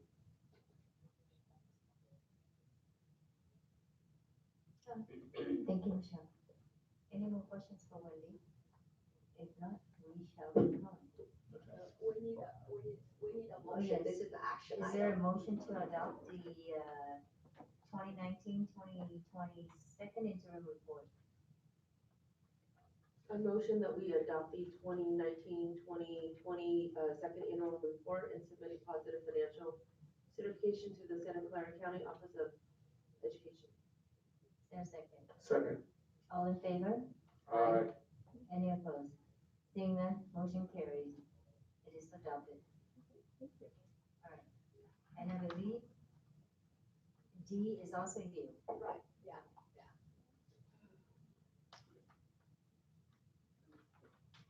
Okay, so this is our building fund presentation stuff. Well, it's important that, and we also look at our building fund, and here's the reason why. And of course, the building fund by title, we need to spend our money, or the money generated normally is from building, from facilities. There are two types of transactions we record under building fund. The first big one is a general building repair and maintenance. We use a separate code to track the activity. So Fund 210 is for general buildings. And the first three bullet point here are the income source that generate to this pot, to this pocket. And then this is kind of the expenditures that it goes to in this general building repair and the maintenance account. And I'll go over each of these later in my presentation. And the other big pocket under building fund umbrella is called our bond. So we record our bond fund in a totally separate code. So that way we do not mingle the both funding source and expenditures together. And tonight, our focus is on this general building repair and maintenance account. So the Fund 210 is the account that we're looking at.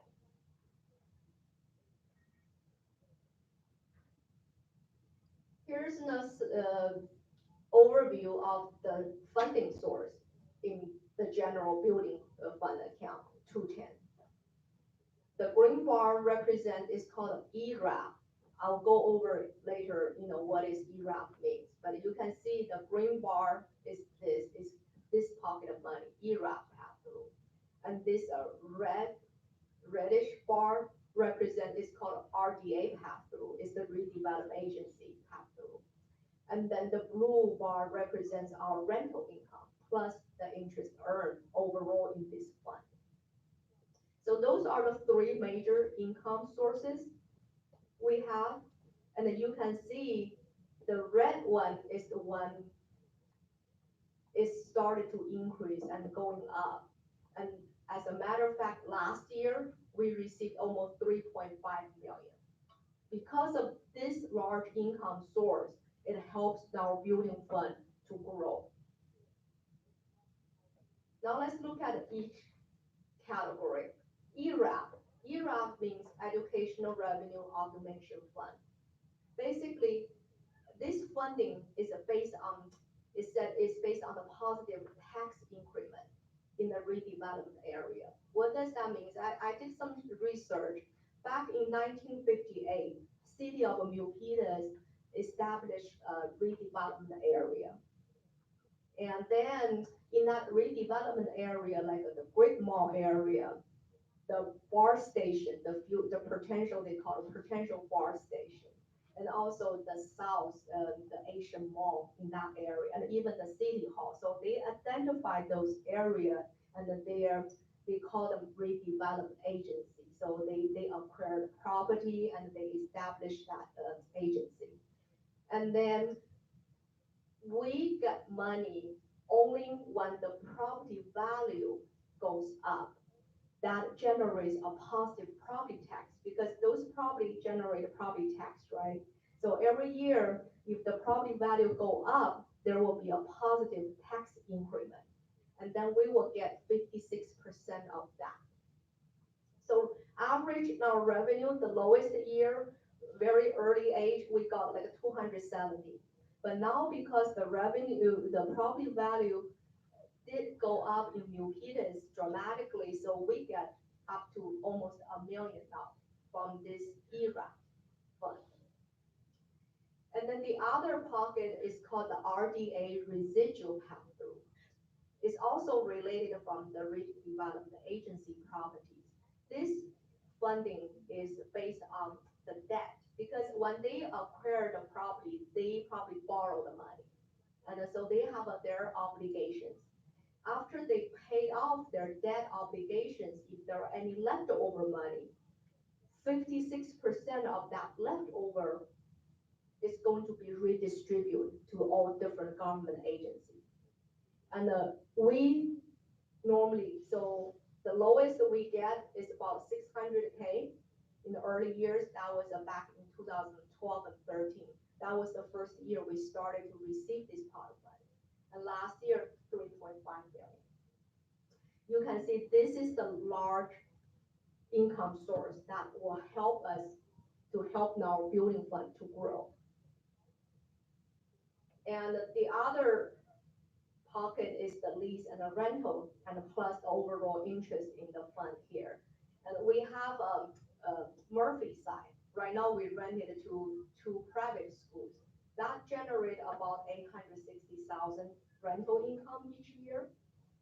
And this Calaveras business park, this is a result from a lease. The original, the lease, we normally call them 99 years. So that was, and the lease will expire in 2087. So we still have about 67 years to go with this lease. And then this lease generate about 400,000 income. So together, and with this interest revenue, so this pocket will bring in about 1.5 million to the building fund. Okay. This is how we spend our money right now in building fund. Those are the major categories. And you notice here is we spend the most like now one of the biggest expenditure here is to pay for our bond program administration. Because when we did our campaign for Measure AA, one of our commitment to the residents here is we're not going to pay staff salary out of the bond proceeds. We wanted to maximize the bond proceeds on projects. So we are fulfilling our commitment. That's why we charge the staff who work in the bond program, the salary and benefit here in building fund. Of course, there are some expenditure related to our rental properties. And then this technology infrastructure, this is a license, and we are not allowed to use a bond money to pay for license. And back then in the Measure E bond, we did a wireless, district-wide wireless project. And we still have to pay the license for the wireless.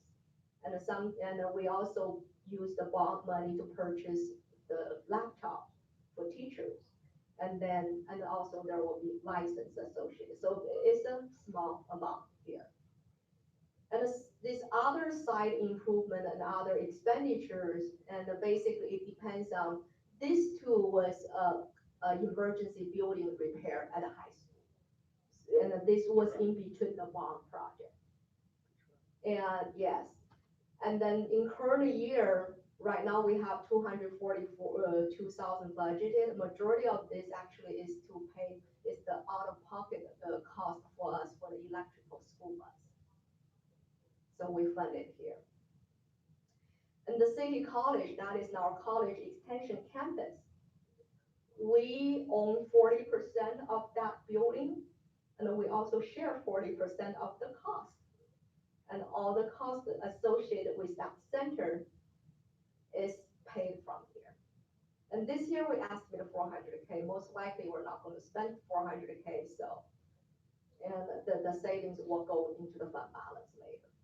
And for Meadows Elementary School, last year we spent a majority, like a 400K. Basically, this was the starting up cost to run the school. Because when we did the bond, the last bond, and we spent money on the construction.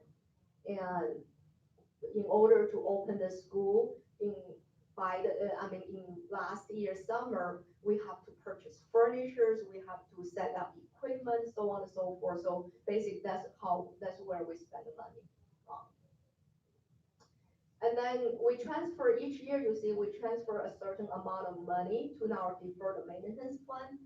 This fund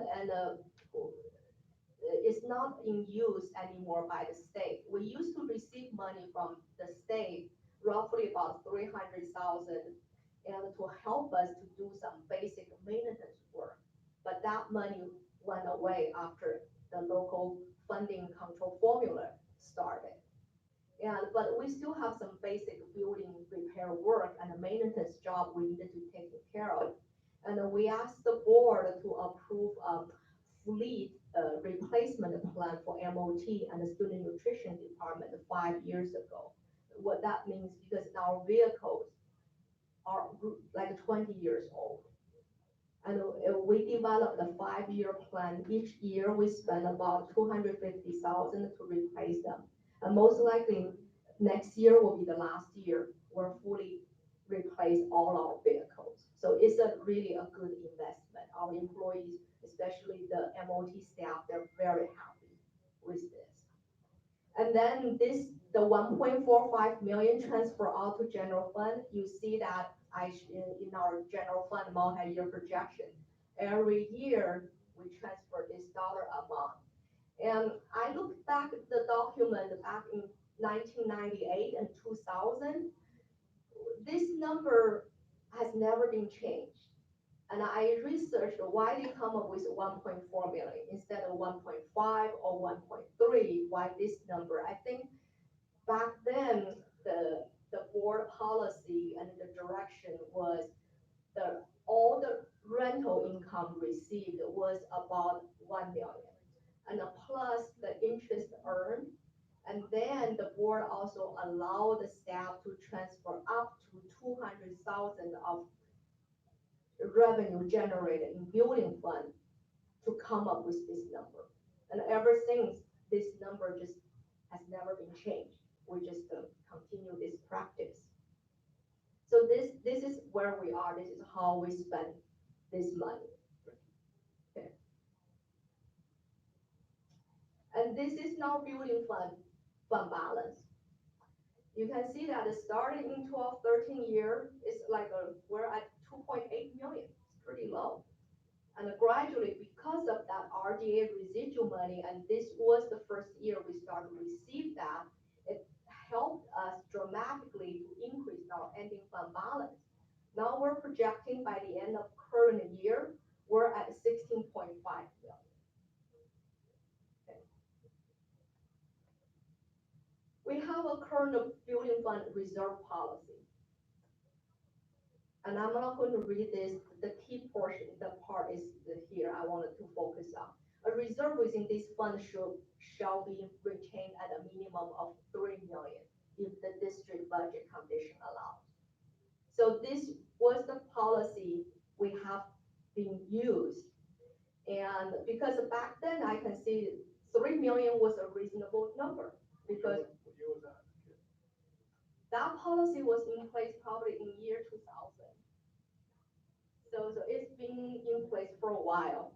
And, roughly, and at the time, 3 million, it seems like a reasonable number because look at our ending fund balance, those couple years we were even below 3 million because in our budget that did not allow us to have 3 million.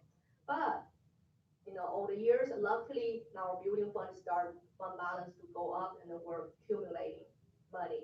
And so we can now meet that policy, reserve policy. So what is our recommendation then? Our recommendation, I would hope the board can consider to increase the reserve level, at least to a 12%. And that 12% will roughly give us about 15 million. Why we come up with 15 million? Because if we have a 15 million set aside in building fund, and plus the 4 million we have in general fund, together we have a cash flow wide, we have about $20 million, very close to $20 million. The $20 million can help us to pay 2 months of salary and benefit. That's about it.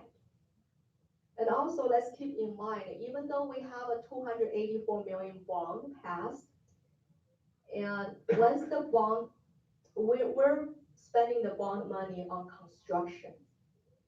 There are still building repairs, building maintenance costs that could happen, and that the bond project is not budgeted or is not allowed.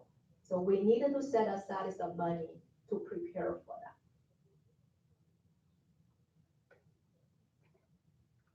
And this regular transfer out, the 1.45 million, definitely we should continue that. But I would hope we need to transfer the actual. I think this actual, so staff in the future, they won't come back to wondering why, how we came up with this number. And if we use actual, for example, the current year, our rental income plus our interest together, we actually have 1.5 million. And in reality, we could record those income directly into the building fund to support a building fund operations. So, and then in reality, if in the future, say, we did great work, we were able to lease out more facility in whatever way, it will generate more money. And that money should also help us maybe to help to support general fund or to support some building repair need.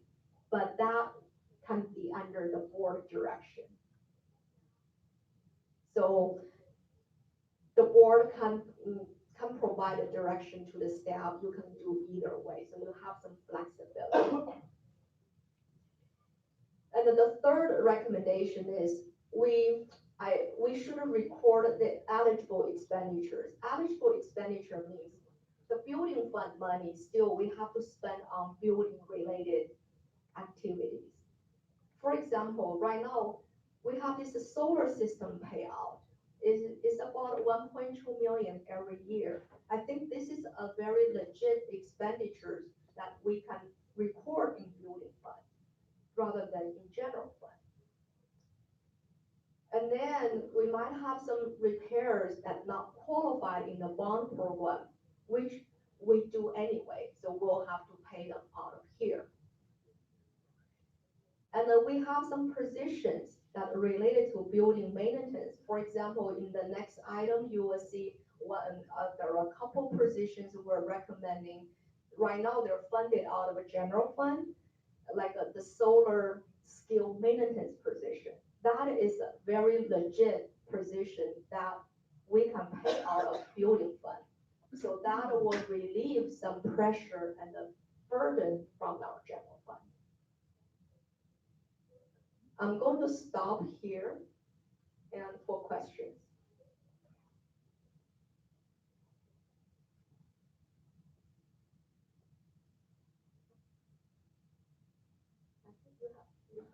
You had a question?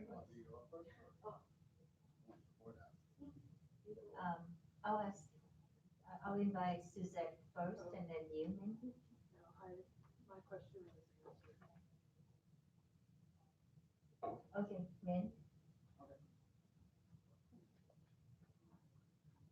Good evening, all. Min No, resident of Milpitas.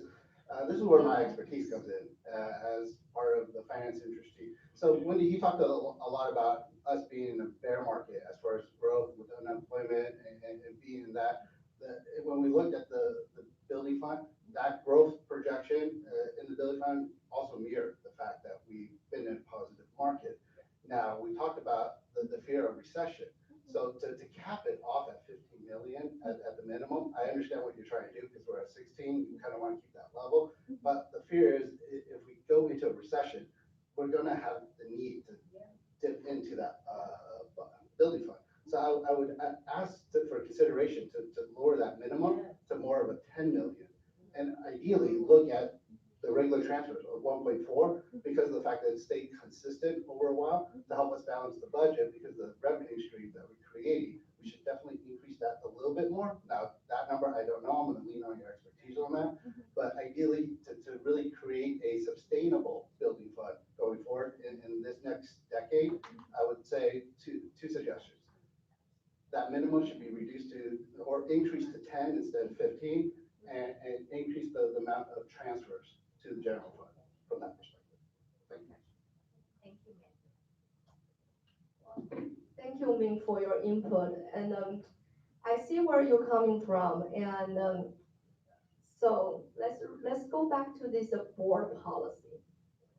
Here, back then we said, okay, we need to retain, shall be retained at a minimum 3 million. If we change that either to 10 million or 15 million, but then here, the next sentence is very critical, if the district budget condition allows. So that means, in some years, we won't be able to maintain at 3 million, it's okay. But this is more like in the good years. If it turns out the market probably will be still good for another year or two, and we might have a much higher balance or reserve, then it is better we keep now minimum reserve higher, so you are well protected that way. Because if our budget condition does not allow, it's okay, we don't have to. But if our budget condition allows, at least that will give us a minimum 15 million. So that is the thinking. And so that answers that. And then the increase, I want us to be cautious on increase the 1.45 million. The reason I want to say with actuals, I mean, if actual in reality, we did bring in 1.5 million, then we should transfer 1.5 million. But what if in the future things could happen? We only bring in 1 million. Then maybe we should only transfer 1 million, because we wanted to be smart of maintaining a building fund at a reasonable level, because this is pretty much the only pot we have. And then also we need to be mindful that how we spend the money, it should be building related. It's not supposed to intend to help general fund operation. And then the other matter of fact I want to share with the board and the public is, in order for us to qualify for state matching fund, there is a requirement. The district needed to show our effort first. What does that mean? The district will need to show at least we spend 3% of our total general fund expenditure on building, maintenance, repair, and infrastructure. We need to be able to show that in order for us even to qualify to apply for state matching money. So in other words, we cannot just pull all the expenditure into building fund. We have to show our effort. We have to record the MOT department and even the technology department works on our network, their salary and benefit, and some of the project in general fund, so we can get us ready for that funding application in the future. Okay. Michelle? It's all right, I'll pass. Okay, thank you.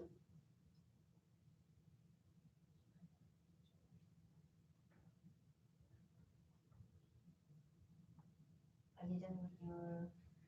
Okay, so basically, we put this as an action item for discussion. I just want to get some directions from the board. I mean, if you kind of agree with this recommendation, what we're going to go back to work is we're going to prepare to revise our current board policy, and we'll bring that for board approval in the future. And then we can do is we can implement this, because I think that if we start doing this even in current year, that will provide some relief to general fund, will help. But also I wanted to be cautious because this is a check and a balance. And as the Ming pointed out, right now the building fund receive a good chunk of money. It's all because this part, this RDA residual pass-through. And even this ERAF, if the housing market starts going down, the property value does not go up as it used to be, we might not be able to receive this revenue. So, and I talked to the county office. The redevelopment agency has another 10 to 13 years to go. So that means if the housing market is doing well, most likely this income are guaranteed. But on the other hand, if the housing market start to crash, most likely the revenue will be flat. So the only income source we have then will be our lease and the rental income. So that's why I wanted to caution us, we needed to to reserve a reasonable dollar amount. And also, but in the meantime, since we have this money coming right now, and how we can use it to help our program. And so then we can have a minimum impact to our staff. So that's where we are now. Wendy, if you could go back to the slide where you showed the 1.4 million at the bottom as a number that was leaving us on. No, that's expenditure. Okay. Yeah, the transfer to general fund, that was an you said that it was automatically done, it was arbitrary. Well, it's not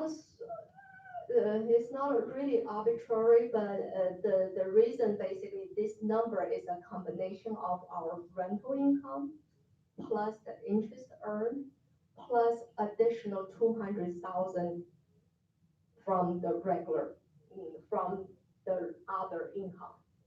So that is a combination how this 1.4 million is come up with. That's what I researched. Okay, please go to the final slide again with your recommendation. What I would be interested in seeing is instead of specific in terms of increasing the reserve level to 12% of prior year, or the approximation or maintain the 1.4, is a checks and balances correlation in terms to what those numbers should be. Yes, the check, and I like the percentage better than a fixed dollar amount. Why the percentage is better? Because each year our general fund expenditure most likely will go up. So means 12% of that general fund expenditure will adjust based on reality. But if I may interject, you came up with that 12% based on the trends and the numbers that you see that we have now, which brings us to a minimum to about 15 million. Is that accurate? That's part of my thinking. The other why is 12% is not 10% or 15%. Basically, if we have 12% in building fund and we have a required 3% in general fund, so that's together give us a 15%. And the statewide right now for a unified school district, a reasonable reserve is about 16%. So we're not very far away from the average. And the reason why I asked for a reviewable formula is that you may be actually underestimating the numbers that should be here. Based on the revenue that you're using currently to project these numbers. So if there was a formula based on, because let's say 3 years from now, things will change. Right. Now, I understand that you said the other piece was, as far as what Min is referring to, that, well, if things change, it's okay because we already account for that. Right? So how is that? But we know that's accounted. We know that's accounted for by the fact that you said it's if the market allows. I think you forgot the exact word you said. You said if it allows. If our budget condition allows. Right. If our budget condition allows. But if our budget condition, let's say in this instance, I guess I'm asking you: is there a way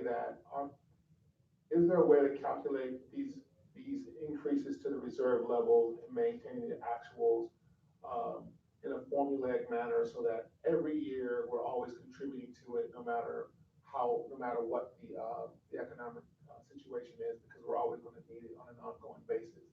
You mentioned something pretty critical to me, was that we have to have a minimum of matching no matter what. And so that you're also saying that there have been times historically where we haven't had that match, where we couldn't apply.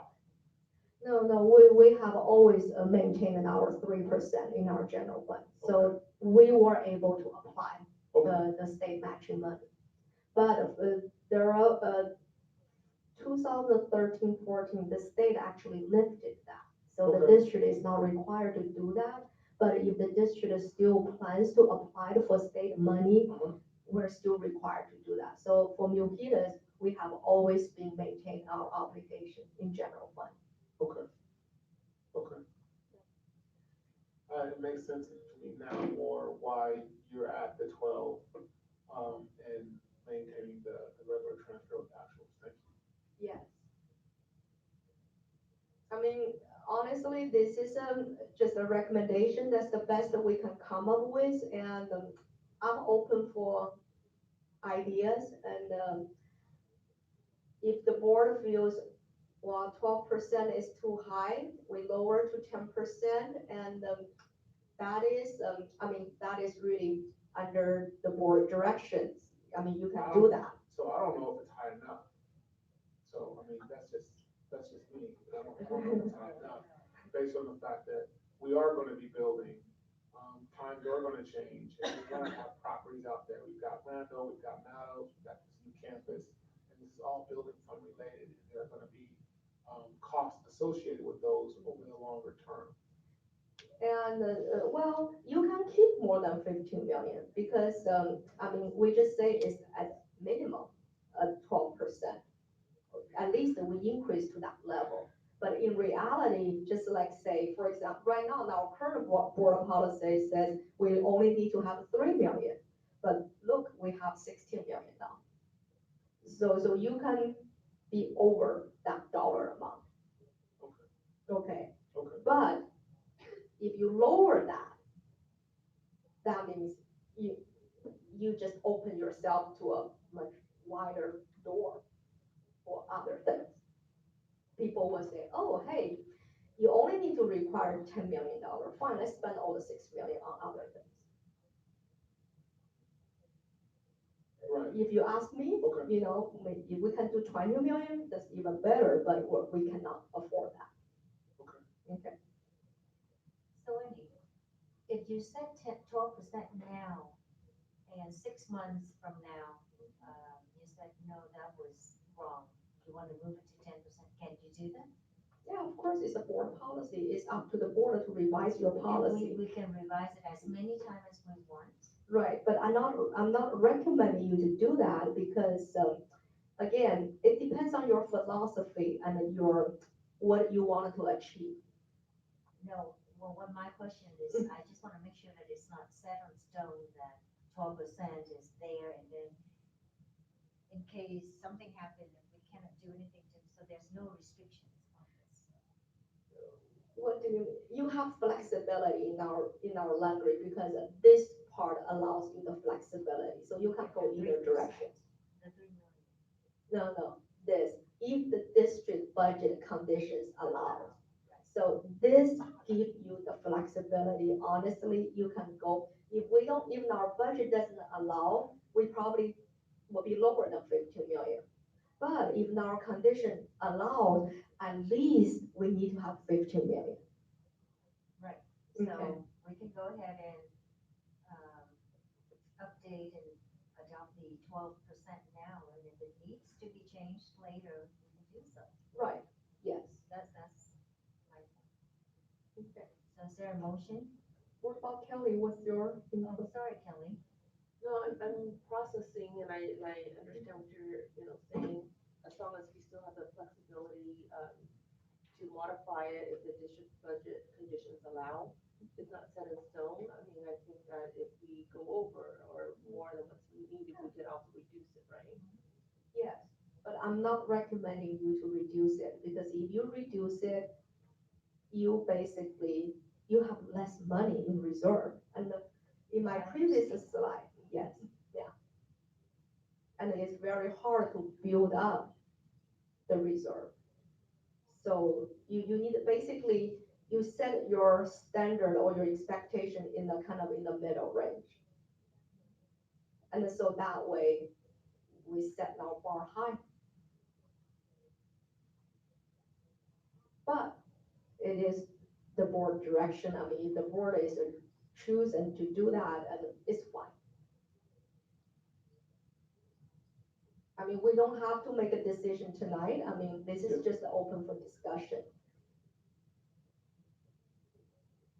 So I'm not necessarily ready to make a decision. I am interested in a little bit of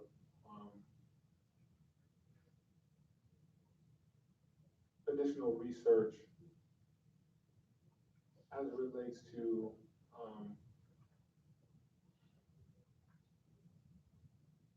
the, I guess I'm looking at, hold on, let me watch this one more time. Go back to the possibility again, okay.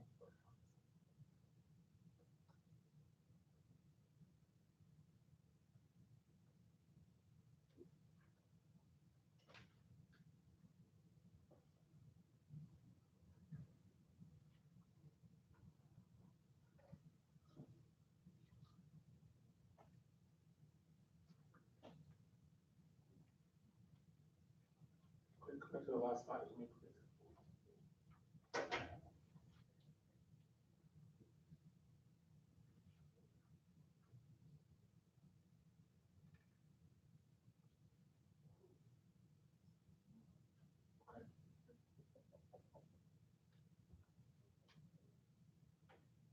Then I can recommend a motion to approve. Is there a second? A second. All in favor? Aye. Any opposed? Seeing none, you got it. Okay, thank you, so I'll bring the revised board policy back. Thank you. Thank you. We on, I think it's yours too. Well, Superintendent. Yeah, I'll give one here. I have a chance to rest. All right. At our last board meeting, we presented to the board these recommendations for achieving cost management savings of about $1.6 million. And you'll take notice, please, of the line item that says $233,000 for sharing night custodians.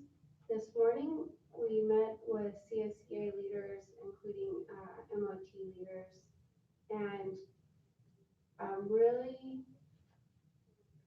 pleased with the conversation that happened at the table in a similar way where principals at the elementary schools who wanted to maintain their full-time assistant principals came to the decision to accept a reduction in their site budgets and also to locally determine how they would reduce external expenses in order to maintain their assistant principals full-time.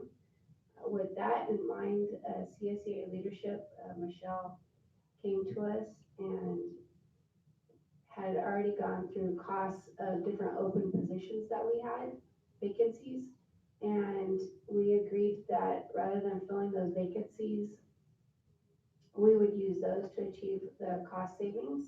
And so where we had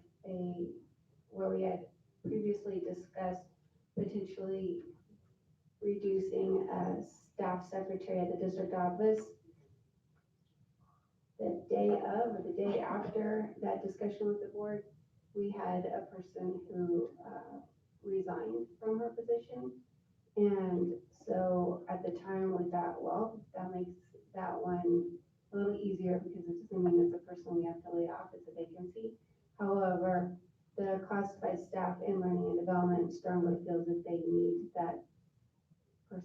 need a person in that position in order to help support the work that they need to do. So by not filling the mechanic position or the grounds position or what was the third position, Wendy? Oh, and then for the Milpitas High School night custodian, we would transfer an elementary custodian to that position because that one is needed.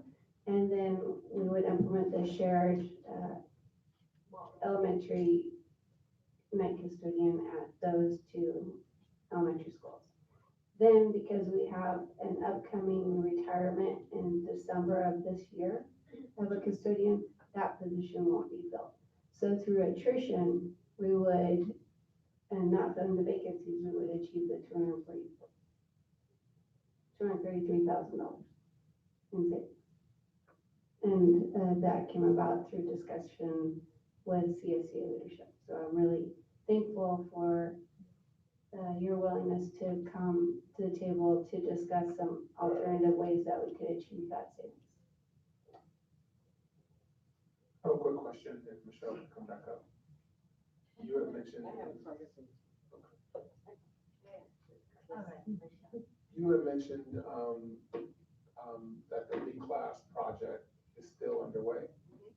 And you said right now, what's done is the paras.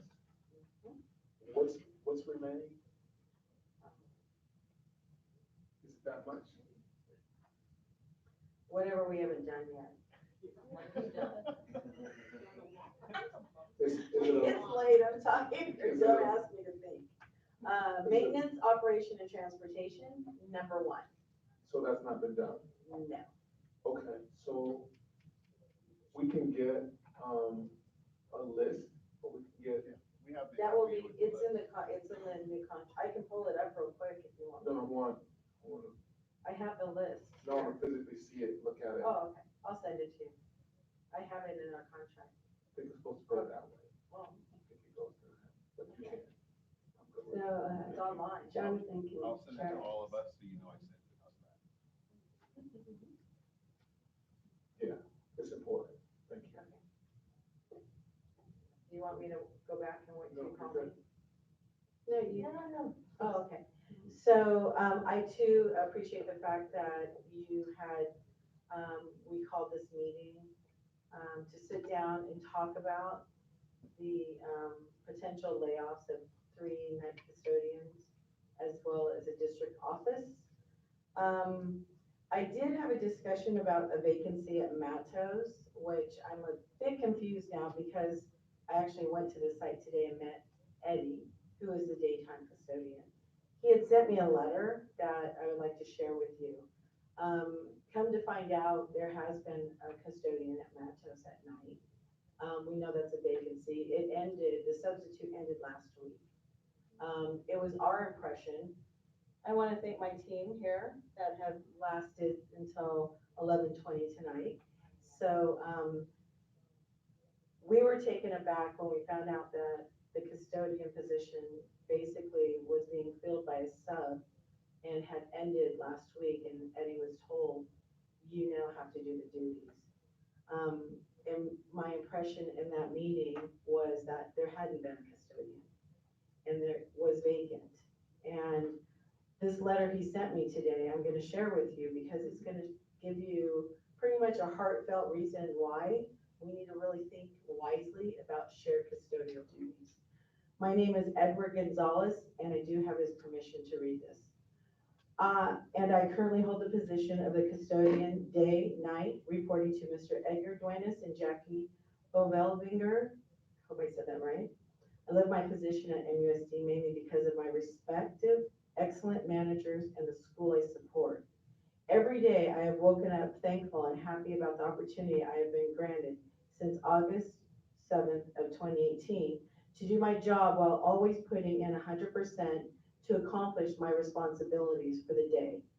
I also believe in being a team player and helping the school out with any other needs that I can assist with. The reason I am reaching out today is because recently, after a previous employee left the position, who transferred to MHS, I have been required to do that job as well as mine, a 12-hour job in 8 hours. Since they eliminated the nighttime custodian position, I have been doing both jobs and I'm being required to complete them with my allotted 8 hours. Needless to say, what was once a dream job is now a nightmare. Completing the work with those 8 hours is causing much undue stress and creating what could create high blood pressure and health effects. This is affecting my health and the effects, unfortunately, are showing. My original job has always kept me active and with many tasks to complete within the 8 hours, keeping me in constant motion.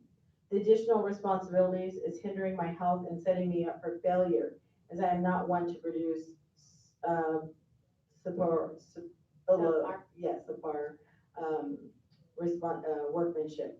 Between the recent cleaning, maintenance requisites for the COVID-19 virus and keeping up with my personal high standards of work ethics, the additional timed obligations are making me feel like I'm being set up for failure, as I take pride in my work, doing it effectively, efficiently, and thoroughly, which we require of all our custodians, by the way, of all of our employees.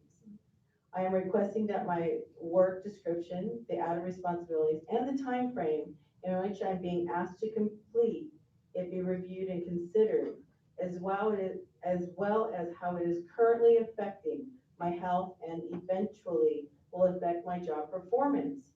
I appreciate your time and consideration and look forward to hearing back from you. And he writes this letter to me, but I give him permission because I know what we were coming up against tonight. I appreciate us looking at the big picture. But while we make those decisions, I'm sorry, we need to be mindful about the workload, which I know shared custodians we talked about. This guy has no shared custodian. And so can we please look at that Matos vacancy and see what we can do? Yep. But thank you very much. Very pleased about the outcome today. Thank you.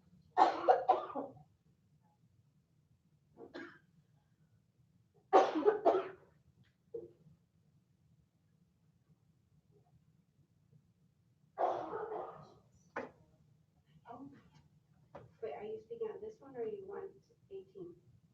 No, it's on 17. I added one. Oh, okay. I thought you were at 18. All right. Oh. Yeah, with that one. Yeah. Okay. So what are the plans for Illuminate? Like to get rid of it as a whole or get rid of it at some sites or? If a site wants to eliminate, they'll need to pay for it out of their site funds. Okay, 'cause like at the high school, they don't go to a lot of classes like online exams that use the Chromebooks. So Yep. So I just wanted to let you know that we use it a lot. Yes, and Milpitas High School is about the only school that does use it. Right. So that's why we want them to pay for it if they want to use it.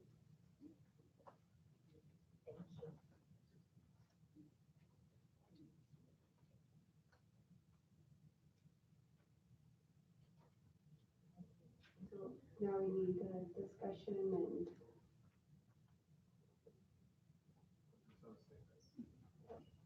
I have another comment. Say that you have. Mr. David Fletcher. David Flashner, 64 Maryland Drive. I just have a question with the elementary sites and the 10% reduction for the APs. Is there any consideration to the schools that have lost their Title I funding, like take Spangler, Kirtner, and Mackville, that there be some balance of schools that have already lost other funding going into it? Gertner and Matos are not Title I schools. They never received Title I funding. Oh, okay. That which I know it's a constant conversation that we've lost it, and it's now getting another 10% reduction. Is that just like every school has to get the same amount reduced? Okay, just asking. Thank you. Thank you.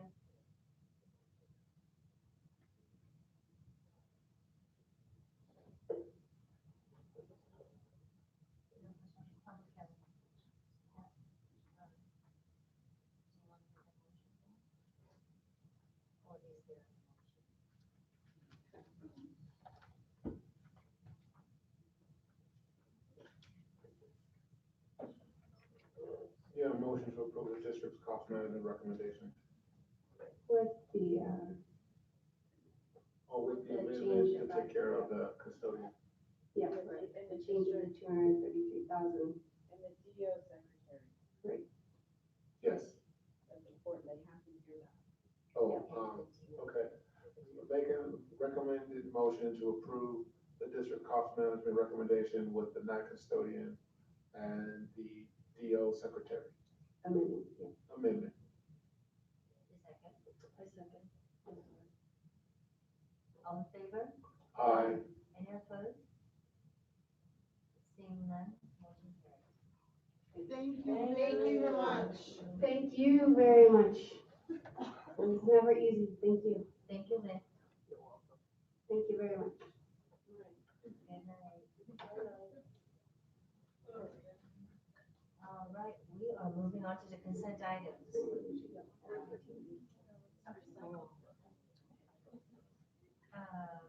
Consent items are considered routine and will be acted upon by one board in one motion.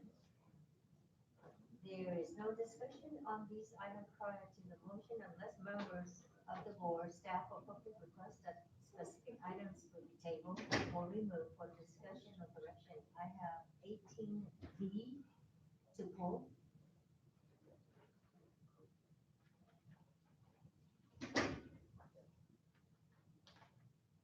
Anything from Kelly? Nope. Mr. Norwood? No, okay. Is there a motion to approve the consent items except for 18B? Motion to accept the consent items except for 18B. Is there a second? Second. All in favor? Aye. Any opposed? Seeing none? All right, Charles, you're up for 18B. Basically, I just wanted to check, it's, I was only gonna come up if there was gonna be a discussion about the field trip. Well, there is now that you wanted to discuss it. Well, no, if they were going to be passed, the only thing I wonder is, some of these field trips, I know some of mine might be canceled. Will we have to resubmit a field trip request if it gets canceled externally and rescheduled for maybe a month later, for example? Will we have to resubmit from scratch, or can we resurrect a field trip that was pre-approved for a different date? The fact that the field trip is approved is what's essential, not necessarily the date. Okay, no, that's, given the current situation of some of them being canceled externally, I just wanted to know that. So we're good? Huh? We good? I think so, yeah. Okay. So, Charles, I want to thank you for being here for our full meeting. It's nice to have you here, and appreciate all the work that you do, both in class with science as well as the speech and debate team. Thank you. And also, I'd like to say publicly, after our Rotary speech contest, you reached out to teachers and administration at Cal Hills to provide them with the means to begin their own speech and debate team, and I really appreciate that. That fits both a strategic goal number 1, our cultural elite, and strategic goal number 3 for providing more pathways for our students. So thank you. Thank you. Is there a motion to approve 18B? Motion to approve 18B. Second. All in favor? Aye. Any opposed? So, Get some sleep. I just wanted to be sure that. Well, yeah, sure, now you're good. thank you. All right, dates for future meetings, March 24th.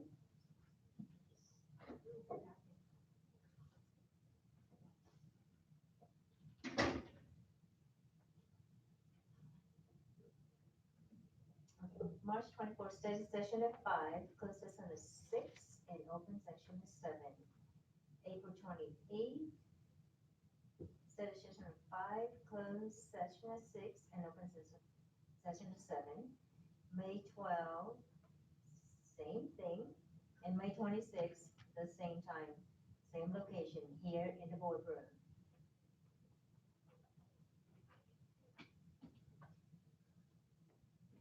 Announcements.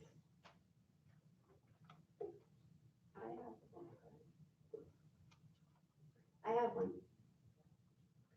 like to say happy birthday to Wendy Zing. It'll be her birthday in 30 minutes. Oh, wow. Happy birthday. Let's go out and celebrate. Yeah. Let's all go to lunch tomorrow. Is anything open?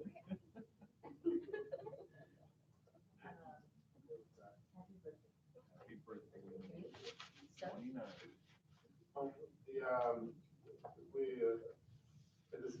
We're in International Women's Month, and the city of San Jose recently lost a former mayor. So our condolences to the Hammer family. Oh, wow.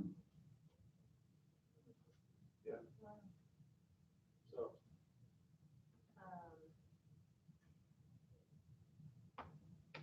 Do you have anything? No. Well, also with the Women's History Month, okay, National Women's Month Day too. On February 24th, we as Americans say goodbye to Miss Katherine Johnson, one of our greatest mathematician. She passed away at the age of 101. She worked with NASA when there were no computers, and when people ask or people say computers were schools. So those were great women. So Miss Johnson,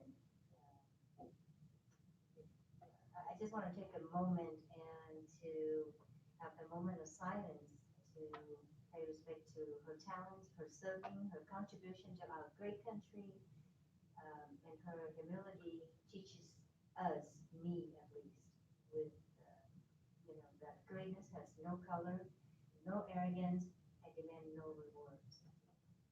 So with that, I think that I, myself, and I'm sure most of us too, be very thankful to her contribution to America and to mankind.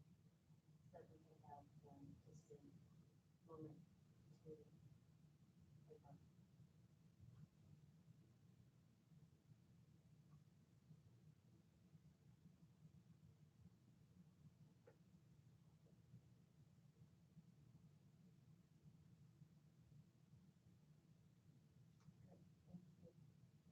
Anything else?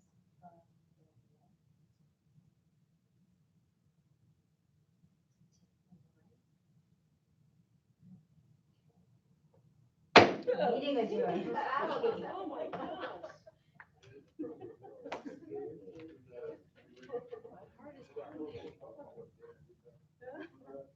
I have to take my revenge somehow. Revenge on us? That direction. Just a crisp year. That's encouraged Timothy to stay till this late. Yeah, Timothy is good. I'm told him before he Timothy. sticks out. Oh, thank you. Does anybody have James? Yeah. Yeah, I'm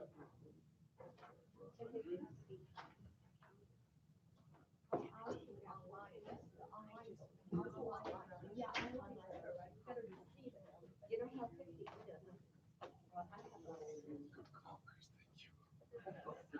Here comes the ATM. Oh, wow, yeah.